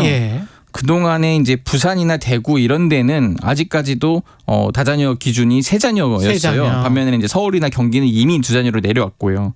근데 이제 부산과 대구도 각각 이제 조례를 바꿔서 이제 다자녀 기준을 2자녀로 이제 낮추기로 했고요. 이러면은 이제 내년부터입니다. 내년부터면은 17개 시도가 모두 다자녀를 2명으로 통일을 하는 겁니다. 실효성은 있을까요? 물론 없는 것보다 낫다는 게 현장 반응인데요. 그러니까 예를 들어서 제 주변에도 특공을 이제 받으려고 분양을 받으려고 일단 애를 2까지 낳았는데 이거 특공 한번 받으려고 1명을 더 낳을까 이런 고민을 하는 친구들도 있었어요. 그렇죠. 근데 그런 입장에서는 좀 실효성이 있어 보일 수도 있는데 1명이 있으면은 예를 들어. 아니면 2명이 있잖아요. 2명이 있는데 얘를 더 안 낳아도 되겠네. 특공 어차피 받을 수 있으니까. 저도 이제 그 생각을 했는데 보통은 지금 1명만 있는 경우가 많다 보니까 1명만 있거나 없는 경우가 많으니까 2이면은 그래도 특공이 유리해집니다라고 할 수가 있을 것 같아요. 다만 이제 제가 이제 당사자 입장에서는 요거 이런 뭐 할인 혜택도 좀 더 챙기자고 굳이 또 이렇게 더 놔야 되나? 이렇게까지는 좀 안 될 것 같고요. 근데 이런 게 이제 차곡차곡. 몇 명이에요? 저는 이제 1명입니다. 1명이죠. 그럼 만약에 대학교까지 보내준다 그러면은 어떻게 생각해요? 대학교까지 뭐 이제 무상으로 이렇게 풀패스를 해주겠다. 2 자녀를 모두 다 해준다. 이러면은 그렇죠, 괜찮죠. 근데 이제 둘째부터 해주겠다. 이런 건 좀 약간 퀘스천이. 둘째부터 해주겠다는. 지금도 사실 셋째부터 해준다 이런 게 있는데. 그렇죠, 있지. 소득 기준이 생각보다 까다로워요. 소득 기준이. 맞벌이를 하고 있으면 그게 뭐 충족 못할 수도 있고 이러거든요. 그렇죠. 근데 맞벌이를 하더라도 그게 그 대학 등록금이나 이런 굉장히 부담스러울 때가 있어요. 그러네. 근데 이제 셋째만 해준다. 뭐 셋째부터 해준다. 세 자녀 중에 1명을 해준다. 이런 식이면은 사실 뭐 그렇게 그것 때문에 굳이 내가 하나 더 낳자 이렇게까지는 않을 것 같습니다. 사교육비가 워낙 많이 드니까 문제죠. 그렇죠. 사교육비 때문에. 정철민 님이 둘이 살 땐 200만 원 들던 생활비가 자녀가 생기면 300만 원 훌쩍 넘어갑니다. 양육비를 절감해 줘야죠. 그런 말씀하셨는데 진짜 사교육비 때문에 그런 것 같습니다. 그리고 하와이 같은 경우는 지금 뭐 완전히 잿더미가 됐는데 게다가 투기꾼들이 몰려 들어오고 있다고 합니다. 그렇게 요즘 그 땅을 팔라는 전화가 많이 걸려오고 있나 봐요. 하와이 주민들에게 외신 보도가 많이 이어지고 있는데 원래도 이 지역이 그 마우이 섬 이제 라하이나 여기가 이제 하와이 왕조의 수도였는데 좀 문화유산이 풍부한 관광지여가지고 좀 개발 압력이 많았나 봐요. 근데 이참에 이렇게 막 잿더미가 됐으니까 좀 가격도 좀 떨어지고 했으니 이러면은 좀 우리한테 한번 땅을 파는 게 어떻겠냐 이런 좀 개발 쪽 업자들의 연락이 좀 쇄도하고 있나 봅니다. 그래서 싼값에 지금 헐값에 지금 사들이려고 하는 투기 세력이네. 그렇죠. 그래서 지금 뭐 한 주민 인터뷰 말로는 굉장히 역겹다. 그렇지. 이런 표현도 했고요. 삶의 터전이 다 없어져 버렸는데. 지금 그런 상황에 지금 몰려오고 있습니다. 진짜 아름다운 곳이었는데 강도도 지금 들끓는 그런 상황이라고 합니다. 그러니까 아무래도 지금 행정력이 뭐 소방이나 경찰 다 이제 이런 산불 진화나 뭐 실종자 수색에 나서고 있기 때문에 많이 지금 이렇게 없으면 아수라장입니다. 현장이. 그렇기 때문에 그 틈을 타서 또 총을 들고 막 매장에 강도들이 나타나고 있고요. 심지어는 그 산불 피해 주민들을 위해 마련된 이 보급 물품들이 있잖아요. 요게 지금 그렇게 많이 도난당하고 있다는 거예요. 그 보급 물품도 약탈자들이 더 많은 구호 물자를 갈취하려고 섬을 가로지르고 있다. 좀 이런 표현이 지금 나오고 있고요. 뭐 적십자사에 가도 구호품이 충분하지 못해서 마실 물조차 없는 상황이다. 이렇게 호소했습니다. 미국이 하와이. 세계 최대 부국 미국이 너무하네. 미국 시민 의식도 참 문제가 많군요. 그 처음 산불 났을 때 영상도 지금 공개가 됐다고 합니다. 맞습니다. 그렇죠? 지금 산불 초기에 전깃줄에서 지금 불꽃이 튀었나 봐요. 그런데 그런 다음에 이제 불길이 번지는 영상이 계속 이제 공개가 되고 있는데, 그러니까 그쪽이 그 산불이 날 때 강풍이 예고가 이미 됐었어요. 그럼에도 불구하고 송전 차단 조치를 취하지 않았다는 지금 의혹이 불거졌는데, 이에 따라 이제 전력회사의 책임론이 지금 커지고 있는 상황입니다. 지금 AP통신 등은 이제 이 영상이 강풍으로 끊어진 전선이 화재 원인이라는 강력한 증거다. 이렇게 지금 전했는데요. 그러니까 영상 보시면은 전신주 주변에 마른 풀밭이 있는데 여기서 이제 불길이 강한 바람을 타고 번지는 거예요. 어쨌든 지금 전력회사인 하와이안 일렉트릭은 아직 산불 원인이 규명되지 않았다면서 소송과 관련해 공식적인 입장은 밝히지 않고 있습니다. 어마어마한 소송이 제기가 되겠군요. 사망자도 지금 100명을 넘었다고 하고. 여기까지 듣겠습니다. 한국경제신문의 최영찬 기자였습니다. 고맙습니다. 감사합니다. KBS 1라디오 최경영의 최강시사 2부는 여기까지고요. 잠시 후 3부 장윤성 기자, 신인규 대표와 함께하는 장신뉴스 준비되어 있습니다.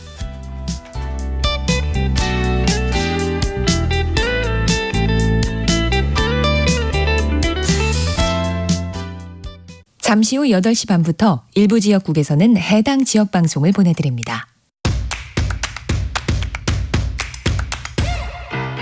가자. 배종찬입니다. KBS로 오는 길이 너무 행복해서 다 잊어버렸다. 시사본부가 역시 전통이죠. KBS의 역사라고 봐야 돼. 가장 공정한 방송이다. 고정해야 되지 않을까요? 고정해줘요.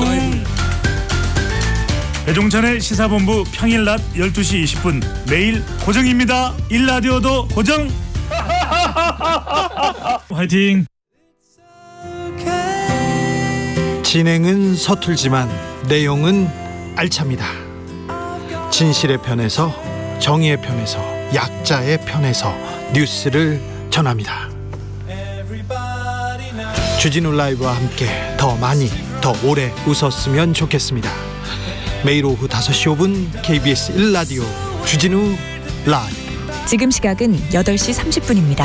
KBS.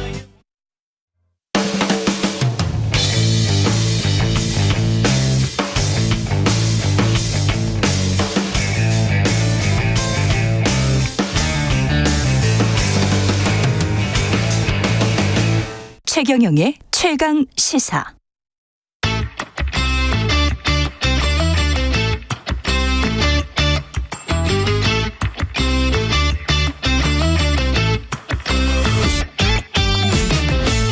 네, 오늘부터 격주 목요일마다 새로운 코너 선보입니다. 이름하여 장신뉴스.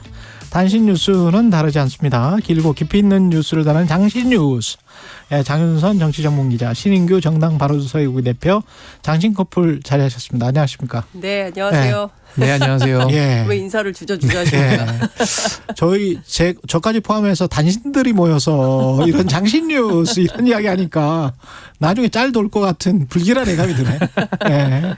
예. 다리 잘려가지고 뭐 이렇게 짤 돌 것 같은 그런. 아니, 저 이게 그 정도는 아닙니다. 저도. 아니. 장윤선 기자. 저도 단신까지는 아닌데. 근데 전 이거 하나 볼 때마다 참 그 작가님들의 이런 그 명칭의 센스에 얼마나 저는 고민이 참 많으실까. 놀라고 있습니다. 일단은 뉴스라고 또 이렇게 장명을 해준 것도 두 분의 팩폭 때문에 그런 것 같아요. 예, 토론이 아니고 이건 거의 뉴스다. 예. 민주당 이재명 대표는 검찰에 이제 출석을 하는데 굉장히 중요한 지금 분기점이 다가왔습니다. 그죠? 그렇죠. 또다시 이제 또 그 이재명 대표를 둘러싼 이른바 이제 사법 리스크가 다시 또 막 이제 피어나는 이런 상황이 되는 건데요. 벌써 네 번째. 그렇죠. 네 번째 소환이죠. 벌써? 그렇습니다. 네 번째. 그러니까 추울 때 막 됐고요. 이제 더울 때 이제 또 이렇게 되는 건데 어찌됐든 어젯밤에 간밤에 또 이제 최강시사 올 때 그냥 오면 안 되니까 취재를 했죠. 민주당 지도부 최측근한테 물어봤어요. 이재명 대표 내일 뭐 출석 앞두고 심경이 좀 어떤 것 같습니까? 물어봤더니 매우 당당이다.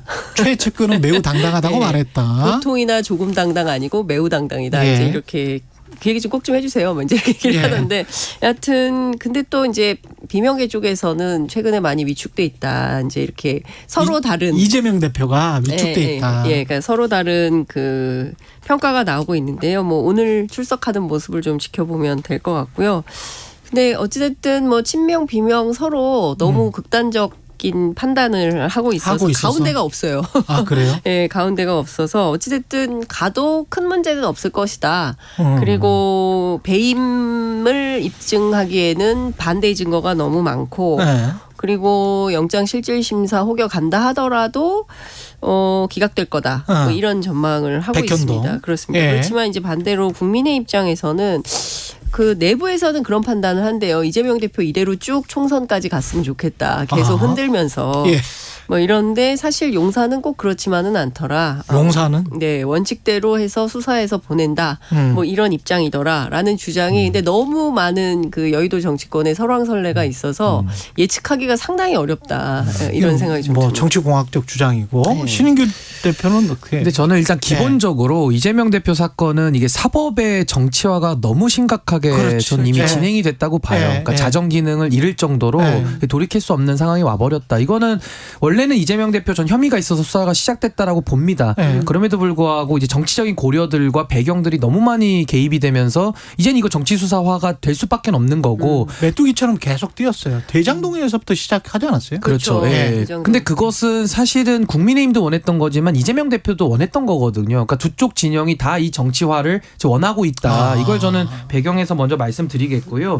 원래는 8월 영장설이 되게 유력했어요. 근데 저는 영장 안 칠 것 같았거든요. 그 이유가 국민의힘 입장에서 생각을 해보면 아까 우리 장 기자님 말씀하신 대로 쭉 놔두는 것이 더 유리하다라는 판단도 깔려 있을 것 같고 또 하나는 영장을 친다는 것은 현직 야당 대표 아닙니까? 이건 거의 법원에서 끝판 결투를 하는 거거든요. 그냥 이기는 쪽은 모든 걸 얻고요. 지는 쪽은 모든 걸 잃는 겁니다. 그렇죠. 만약에 기각돼 버리면 그럼 뭐 이제 뒤집어지는 거죠. 이재명 대표가 이제 완전히 이제 부활하는 상황이 돼버리기 때문에 오히려 국민의힘 입장에서는 정부에서는 이것도 무리수 던질 필요 없다. 어차피 지금 이재명 대표가 못 하고 있고 리더십도 없는데 오히려 민주당 대표직을 유지하면서 더 이렇게 질질 끄는 것이 더 유리하고 그 과정 속에서 민주당의 다른 혐의들, 다른 의원들의 다른 혐의들이 나오면서 같은 거. 뭐 그거 외에도 지금 뭐 여러 가지 수사 들어가는 사안들이 많잖아요. 그러니까 그런 것들을 통해서 충분히 방어할 수 있다. 그래서 저는 그 자신감 속에 오히려 영장치는 무리수를 안 둘 것이다. 저는 그렇게 좀 예상을 하고 있습니다. 그러니까 이제 뭐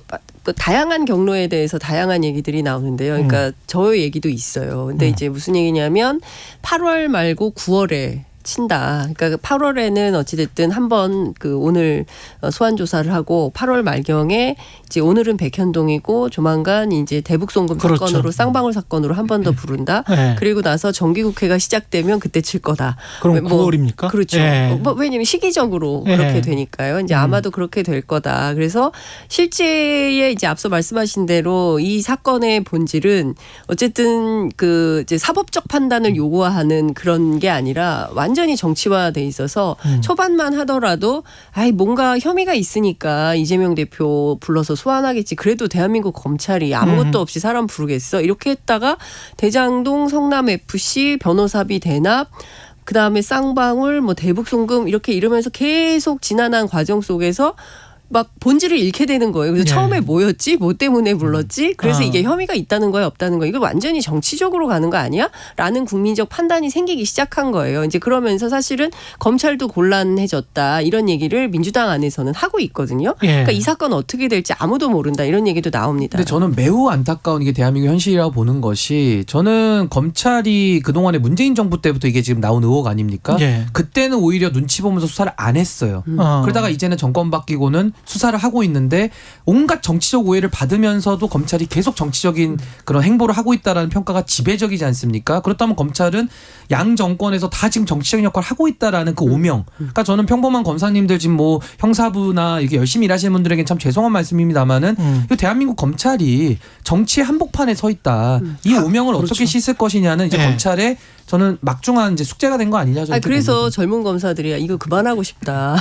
아니 솔직히 뭐 그런 얘기를 한다는 거 아니에요. 특수수사를 이렇게 길게 하는 예가 없어요. 그러니까 이것은 특수수사 원칙에도 맞지가 않고 만약에 증거가 없으면 빨리 그냥 불기소 처분하고 끝내는 게 맞죠. 근데 이거를 질질 끌면서 정치인에 대한 수사를 오래 지속한다라는 것은 검사들이 원치 않더라도 이건 정치 한복판에 또 들어가는 것이고 아까 제가 설명드린 대로 국민의힘이나 민주당이나 다 이 사건을 정치 쟁점화를 시키고 싶어 하거든요. 거기에 검찰이 사실상 놀아나는 것이다. 그러면 검찰이 가지는 공익의 대표자로서의 신뢰 그리고 정의를 구현하겠다는 그 검찰의 사명감은 도대체 어디서 찾을 수 있느냐. 이 부분은 검찰 스스로도 저는 반성을 해야 된다. 저는 이렇게 봅니다. 근데 민주당을 제가 취재해 보면 막 이게 계속 정치적으로 끌려가는 것에 대해서 원하진 않는 것 같아요. 그래서 뭐 이 사건이 계속 뭐 이재명 대표 주변에서 있기보다는 빨리 정리됐으면 좋겠다. 그렇겠죠. 그래서 민주당에서는 그런 거예요. 영장 칠 거면 차라리 8월에 쳐라. 빨리. 8월 임시회가 끝나고 그다음에 9월 정식국회 사이에 한 이틀 남는데 그때 쳐라.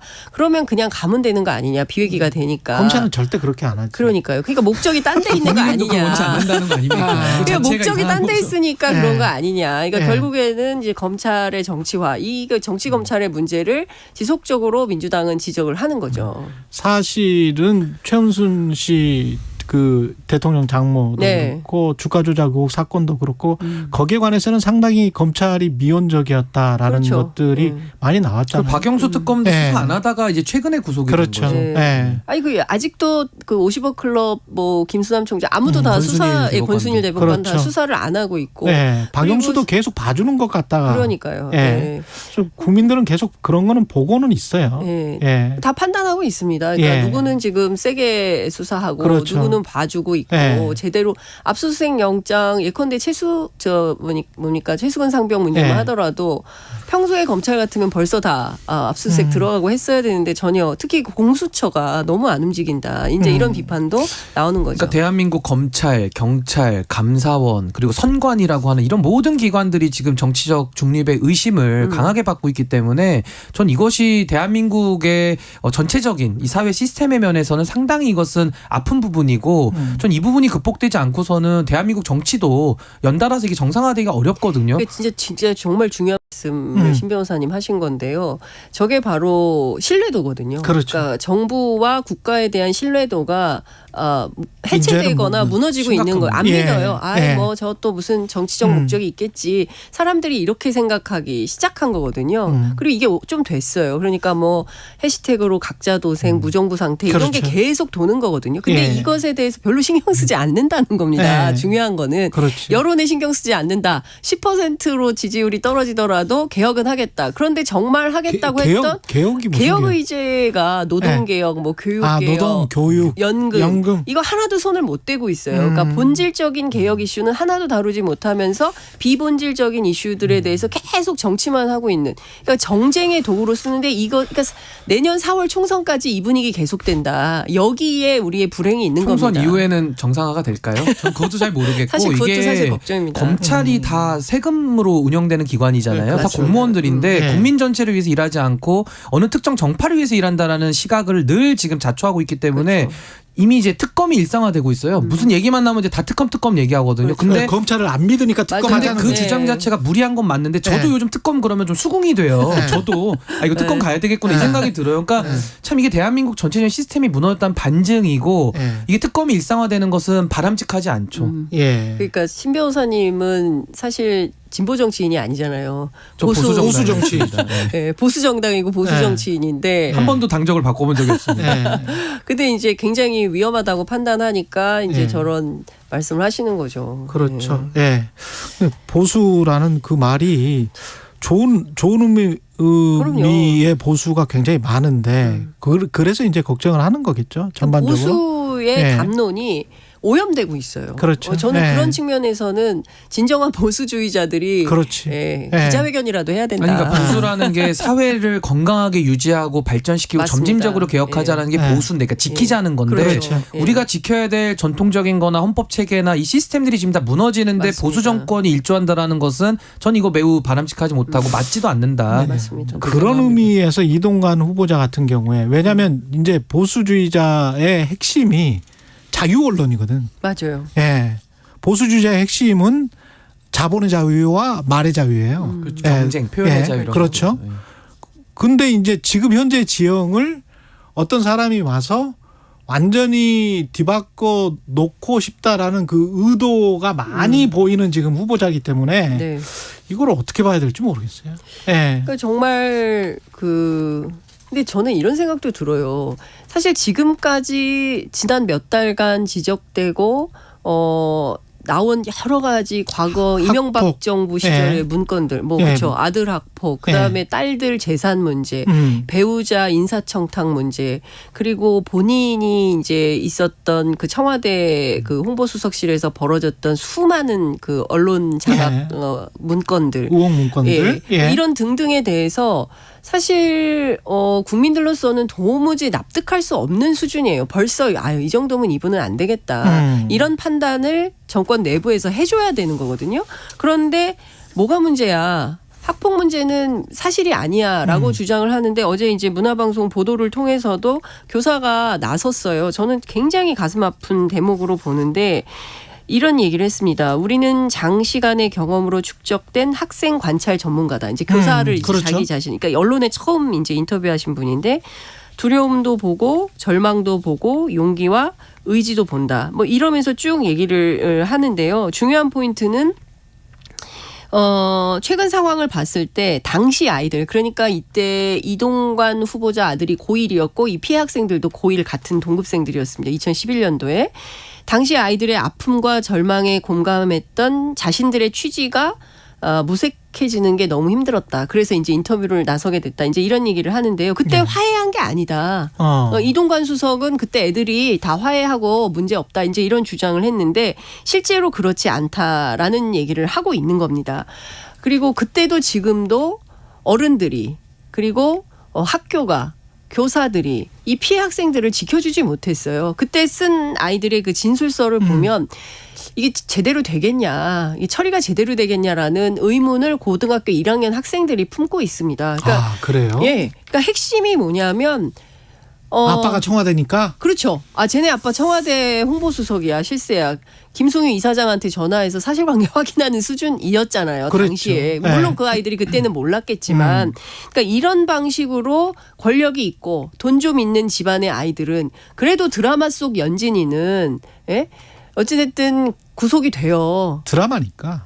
근데 현실 속에 이동관 후보자의 아들은 문건 하나 남기지 않고 결제 서류 하나 남기지 않은 가운데 일반고로 전학을 가서 명문대학에 진학을 합니다. 학폭 기록을 남기지 않았어요. 아무 문제 없이 잘 살고 있습니다. 이게 공정입니까? 봐줬으니까 안 남아있겠죠. 그러니까요. 이게 상식이냐, 이런 상식적으로 답답한 거죠. 이게 지금 대답을 해야 되는 게 그런 문제가 없었는데 왜 그 하나고처럼 굉장히 좋은 학교에서 모든 시설이나 모든 게 왜 일반고로 전학을 했느냐. 문제가 있었으니까 전학을 했던 거 아니에요? 그렇죠. 그러니까 저는 지금 문제의 본질은 이거라고 봐요. 저는 이동관 후보자는 이미 MB정부 때 한번 사용됐던 인사잖아요. 그랬죠. 근데 MB정부가 성공했다는 정부는 아닐 겁니다. 왜냐면 박근혜 대통령한테 넘겨줬으니까요. 당시 MB정부에서 방통위원장 누구 임명했는지 기억하시죠? 유기뇌라고 하는 최시중 대통령의 오른팔을 임명했던 정부. 그러니까 어떻게 됐습니까? 정권 교체를 여당 내 야당한테 당하는 수모를 겪은 정부 아닙니까? 근데 그 정부에서 홍보수석을 지냈고 사실상 이명박 대통령과 가까운 분을 지금 다시 또 방통위원장에 임명하다 보니까 이미 한번 검증을 받으신 분이에요. 게다가 이분을 임명하니까는 이거 MB 대통령 시즌2다. MB 대통령 재선 축하드린다는 얘기가 심심치 않게 나오는 거 아닙니까? 저는 이동관 후보자의 그 학폭 관련해서는 저는 다른 거보다도 갑질, 고위공무원의 갑질이 전 여기 들어있다고 봐요. 고위공무원이니까 그 이사장한테 전화까지 넣지 않습니까? 전 이번에도 박정훈 대령 그 수사단장에 대해서도 법무관리관이 전화를 넣잖아요. 5차례. 그렇죠. 저는 내용 들여다볼 것도 없이 전화했다라는 것 자체만으로도 아웃이거든요. 평가가 끝나는 겁니다. 왜 전화를 합니까? 그래서 저는 그 평가가 중요하고 또 하나는 학폭에 대해서 과거에 정순신 후보자 그 국가수사본부장 낙마하지 않았습니까? 이번에도 또 학폭이 있는데 또 통과가 돼서 임명이 돼요. 그러면 인사정보관리단은 밝혀야 됩니다. 도대체 검증을 어떻게 하는 것인지, 이게 부실인지 아니면 알면서도 눈 감아주는 것인지, 그렇다면 존재 이유에 대해서 국민들은 물을 수밖에 없는 겁니다. 그 당시에 정권 초기에 왜 민정수석실을 없애면서 검증 기능을 내각에 옮겨서 검증하는 기능조차도 내각에서 국회 통제를 받겠다라는 것이 한동훈 장관의 설명이었거든요. 그렇죠. 그럼 지금 도대체 뭐 하고 있는 겁니까? 물론 국회가 지금 제 역할을 못하는 것도 문제입니다만은 인사정보관리단은 인사검증을 그럼 이렇게 한다는 것이, 그러면 윤석열 정부는 앞으로도 학폭 인사들 임명하는 것이 정부의 기준인가요? 여기에 대해서 저는 답을 해야 된다. 저는 굉장히 심각한 문제다라고 저는 생각을 합니다. 그러니까 지금 민주당 같은 경우 이동관 후보자 청문회를 잘 준비하고 있습니까? 뭐 놀지는 않는다. 열심히 하고 있다. 근데 이런 얘기는 하고 있는데 한동훈 장관의 인사청문회 재판이 돼서는 매우 곤란하겠다라는 경각심은 내부에 있긴 한 것 같아요. 근데 이제 특히 이제 앞서 쭉 열거했던 여러 가지 이슈들에 대해서 사생활 보호다 이러면서 안 내놓는다는 거예요, 자료를. 그러니까 자료 제출을 거의 안 하고 있고, 그리고 이제 그래서 아예 그 민주당에서 파일로 만들어 가지고 어떤 자료들을 안 내놓는지 쭉 얘기를 했는데요. 그 내용을 보면 정말 이런 기초 자료도 안 내놓고, 그러니까 뭐 자녀 유학 관련해서 뭐 아이들한테 송금 내역이랄지 이런 거는 줘야 되는 거잖아요. 근데 그런 것도 안 내놓는다는 거. 그러니까 이런 거죠. 어차피 국회는 무시를 하는 거예요. 국회에서 인사청문 절차가 있기는 하다만 실제로 거기에서 하루만 견디면 끝난다. 어차피 대통령이 임명할 거다. 그러니까 지금 보면 우리가 대통령 중심제 국가이기 때문에 어쨌든 이게 견제와 균형의 원리가 작동되어야 되는데 국회가 국회의 기능을 전혀 작동하지 못하고 있다. 저는 사실은 김진표 국회의장이 좀 따끔한 말씀을 하셔야 되는 거 아니냐. 대통령이 이렇게 국회가 입법하는 것들 다 판판이 그 거부권 그러네. 행사하죠. 또 임명하는 인사 최민희 방통위원회에 대해서 여태까지도 지금 넉 달이 지났는데도 임명장 안 주고 있지 않습니까? 그러니까 직무유기라는 얘기가 나오고 있어요. 그러면 이 부분에 대해서 국회의장으로서 이렇게 하시면 안 된다. 입법, 사법, 행정이 서로 견제와 균형을 하는 게 민주국가의 기본 원리다라고 하면서 국회의 권능을 좀 살려줘야 됩니다. 근데 국회가 무슨 자료 요청해도 안 내놓고 뭐 그래도 된다. 버티면 끝이다. 뭐 이런 방식으로 가고 있으니까 완전히 의회 기능이 실종되고 있다. 이런 비판이 생길 것 같아요. 제가 요즘에 상당히 부끄러운 게 뭐냐면요. 제가 이재명 대표 후보 시절부터 지금까지 늘 공격했던 포인트가 책임 정치 실종입니다. 왜 책임 안 지냐고 제가 공격을 매섭게 했거든요. 그건 제 소신이기도 해요. 근데 제가 그렇게 비판을 했었는데 지금 우리 정부는 어떻습니까? 뭐 이태원 참사부터 해서 오송 참사, 이번에 잼버리, 뭐 수능 문제 누구 하나 책임진 사람 없고 뭐 가끔 기억나는 게 그 교육과정 평가원장님이 사임하셨는데 그거는 이제 현 정부에서 임명하신 분이 아니었죠. 문재인 정부 때 임명이죠. 그러니까 지금 아무도 책임지지 않고요. 지지율이 30% 내지는 국민들의 불신이 이렇게 높은데도 책임을 안 진다는 것은 굉장히 이것은 안 좋은 시그널을 스스로 주고 있다는 것이고 아까 장 기자님 말씀하신 대로 국회를 무시하고 있어요. 행정부가. 근데 국회를 무시한다는 것은 국민을 무시하는 거거든요. 그러면 국민은 권력자고 권력을 위임한 그래서 대통령은 권한을 행사하는 건데 권력자인 국민을 무시한다는 건 전 있을 수 없는 일이다라고 생각을 하고요. 지금 이루어지는 일들은 전 좀 비현실적으로 보입니다. 아니 근데 저는 제일 황당한 분들이 여당 분들이에요. 국민의힘 분들. 이분은 국회의원들이잖아요. 자기가 행정부 장관이나 내각의 일원이 아니라 국회의 일원이에요. 그러면 국회의 일원으로서 여당이 여당으로서 자기들이 해야 되는 역할이 있는데 어제도 보니까 행안위 파행됐죠. 그다음에 또 국방위도 파행이 됐죠. 이런데 일조를 한 게 누구냐면 여당 의원들이에요. 여당 의원들이 정부 인사들을 비호한답시고 막 파행시켜 버리는 거예요. 그러니까 용해인 의원 같은 분이 아이 간사님 어디 가십니까? 얘기 좀 듣고 가세요. 막 이러면서 이제 고함을 치고 이런 묻지 못할 장면이 펼쳐지는 상황이 되는 겁니다. 그래서 제가 취재를 해봤어요. 야당 의원들 도대체 왜 이러냐 그랬더니 이상민 장관하고 그다음에 김영환 충북지사를 상당히 보호해야 된다라는 어떤 강압 같은 게 있는 것 같다. 상대적으로 김현숙 장관은 딱히 뭐 보호하려고 하는 느낌은 없더라. 어차피 폐지하려고 했으니까. 그런 느낌은 없더라. 그런데 이상민, 김영환 두 사람에 대해서는 철벽 방어다. 절대 못 부른다. 죽어도 못 부른다. 이런 얘기를 한다는 겁니다.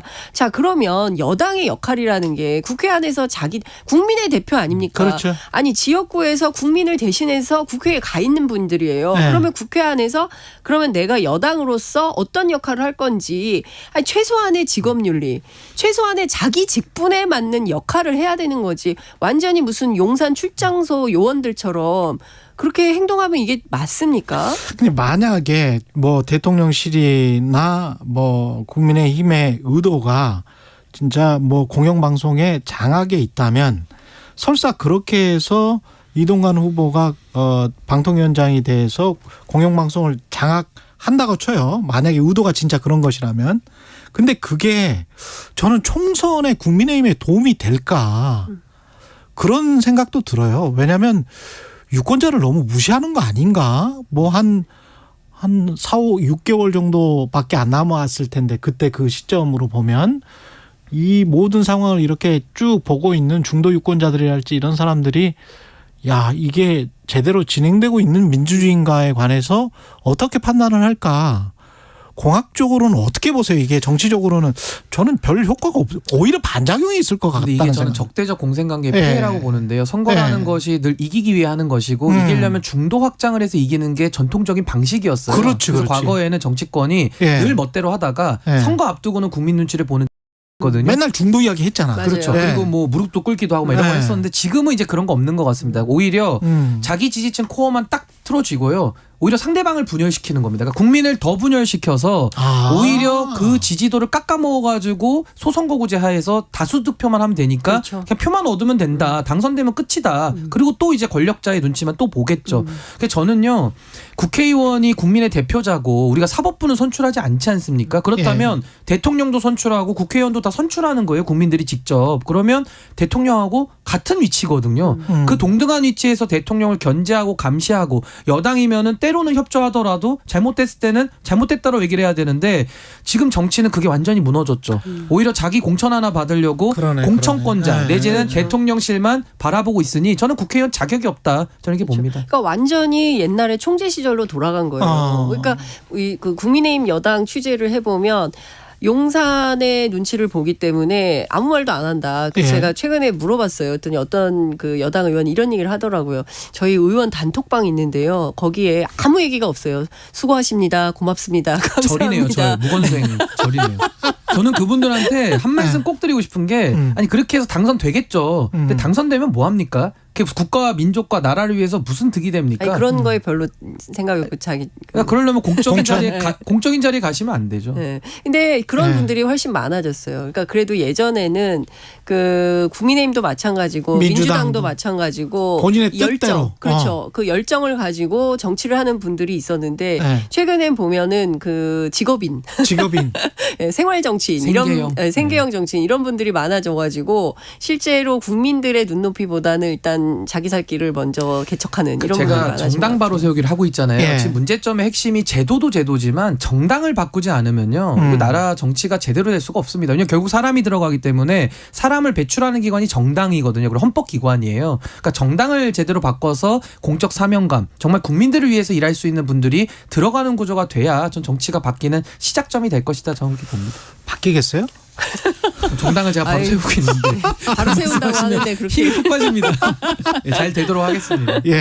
그 한 가지만 그 한 1분 남았는데 이철규 사무총장이 배칠몰 시킬 승객은 승선 못한다.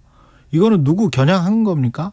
그러니까 저는 모르겠어요. 메시지가 약간 좀 선문답 같고 비유 은유 같아가지고 저도 잘 모르겠고요. 그냥 들리는 얘기는 유승민, 이준석 이 두 분에 대해서 어떻게 당해서 이제 공천 과정에서 평가를 할 것이냐인데 뭐 좀 썰이 많이 갈리고 있습니다. 뭐 누구까지는 품고 가자, 누구까지는 뭐 어디까지는 뭐 하자, 뭐 이게 썰이 갈려서 아직은 좀 더 지켜봐야 될 것 같습니다. 근데 그건 정세에 따라 좀 달라질 수 있어요. 정세에 따라서 정세에 따라서 매우 유동적이고 그리고 어찌됐든 그 양당 공이 그러니까 그 다수 의석을 차지하는 게 목표예요.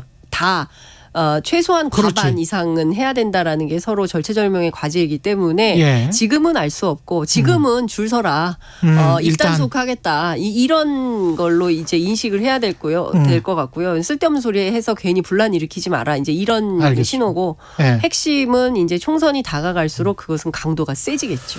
알겠습니다. 여기까지 듣겠고요. 방금 신인규 대표가 지지율 30%대 이야기한 거 한국갤럽이 지난 8일부터 10일 자체 조사한 결과 윤석열 대통령이 직무 수행을 잘하고 있다. 긍정평가 35%. 자세한 내용은 중앙선거 여론조사심의 홈페이지를 참조하시면 됩니다. 장윤선 정치전문기자, 신인규 정당 바로 세우기 대표였습니다. 고맙습니다. 네, 감사합니다. 8월 17일 목요일 KBS 1라디오 최경영의 최강시사였습니다. 내일 아침 7시 20분에 다시 돌아오겠습니다. 고맙습니다.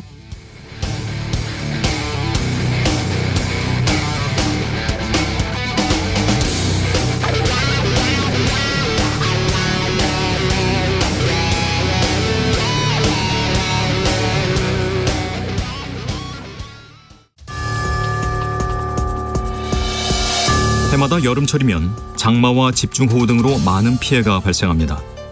집중호우가 시작되면 라디오나 TV를 수신해 기상예보와 진행 상황을 숙지하고 호우에 대비해 대형 공사장, 비탈면 등 안전 상태를 확인해야 합니다. 소나기가 많이 내리는 여름철에는 낙뢰도 집중적으로 발생하고 있습니다. 기상 정보를 미리 확인하려는 노력으로 낙뢰를 예방하고 젖은 손으로 전기기구를 만지지 않는 등 감전사고를 방지하는 노력이 필요합니다. 여름철에는 폭염과 전염병 예방에도 신경을 써야 합니다. 폭염특보가 발효되면 한낮에 뜨거운 햇볕과 격렬한 운동을 피하고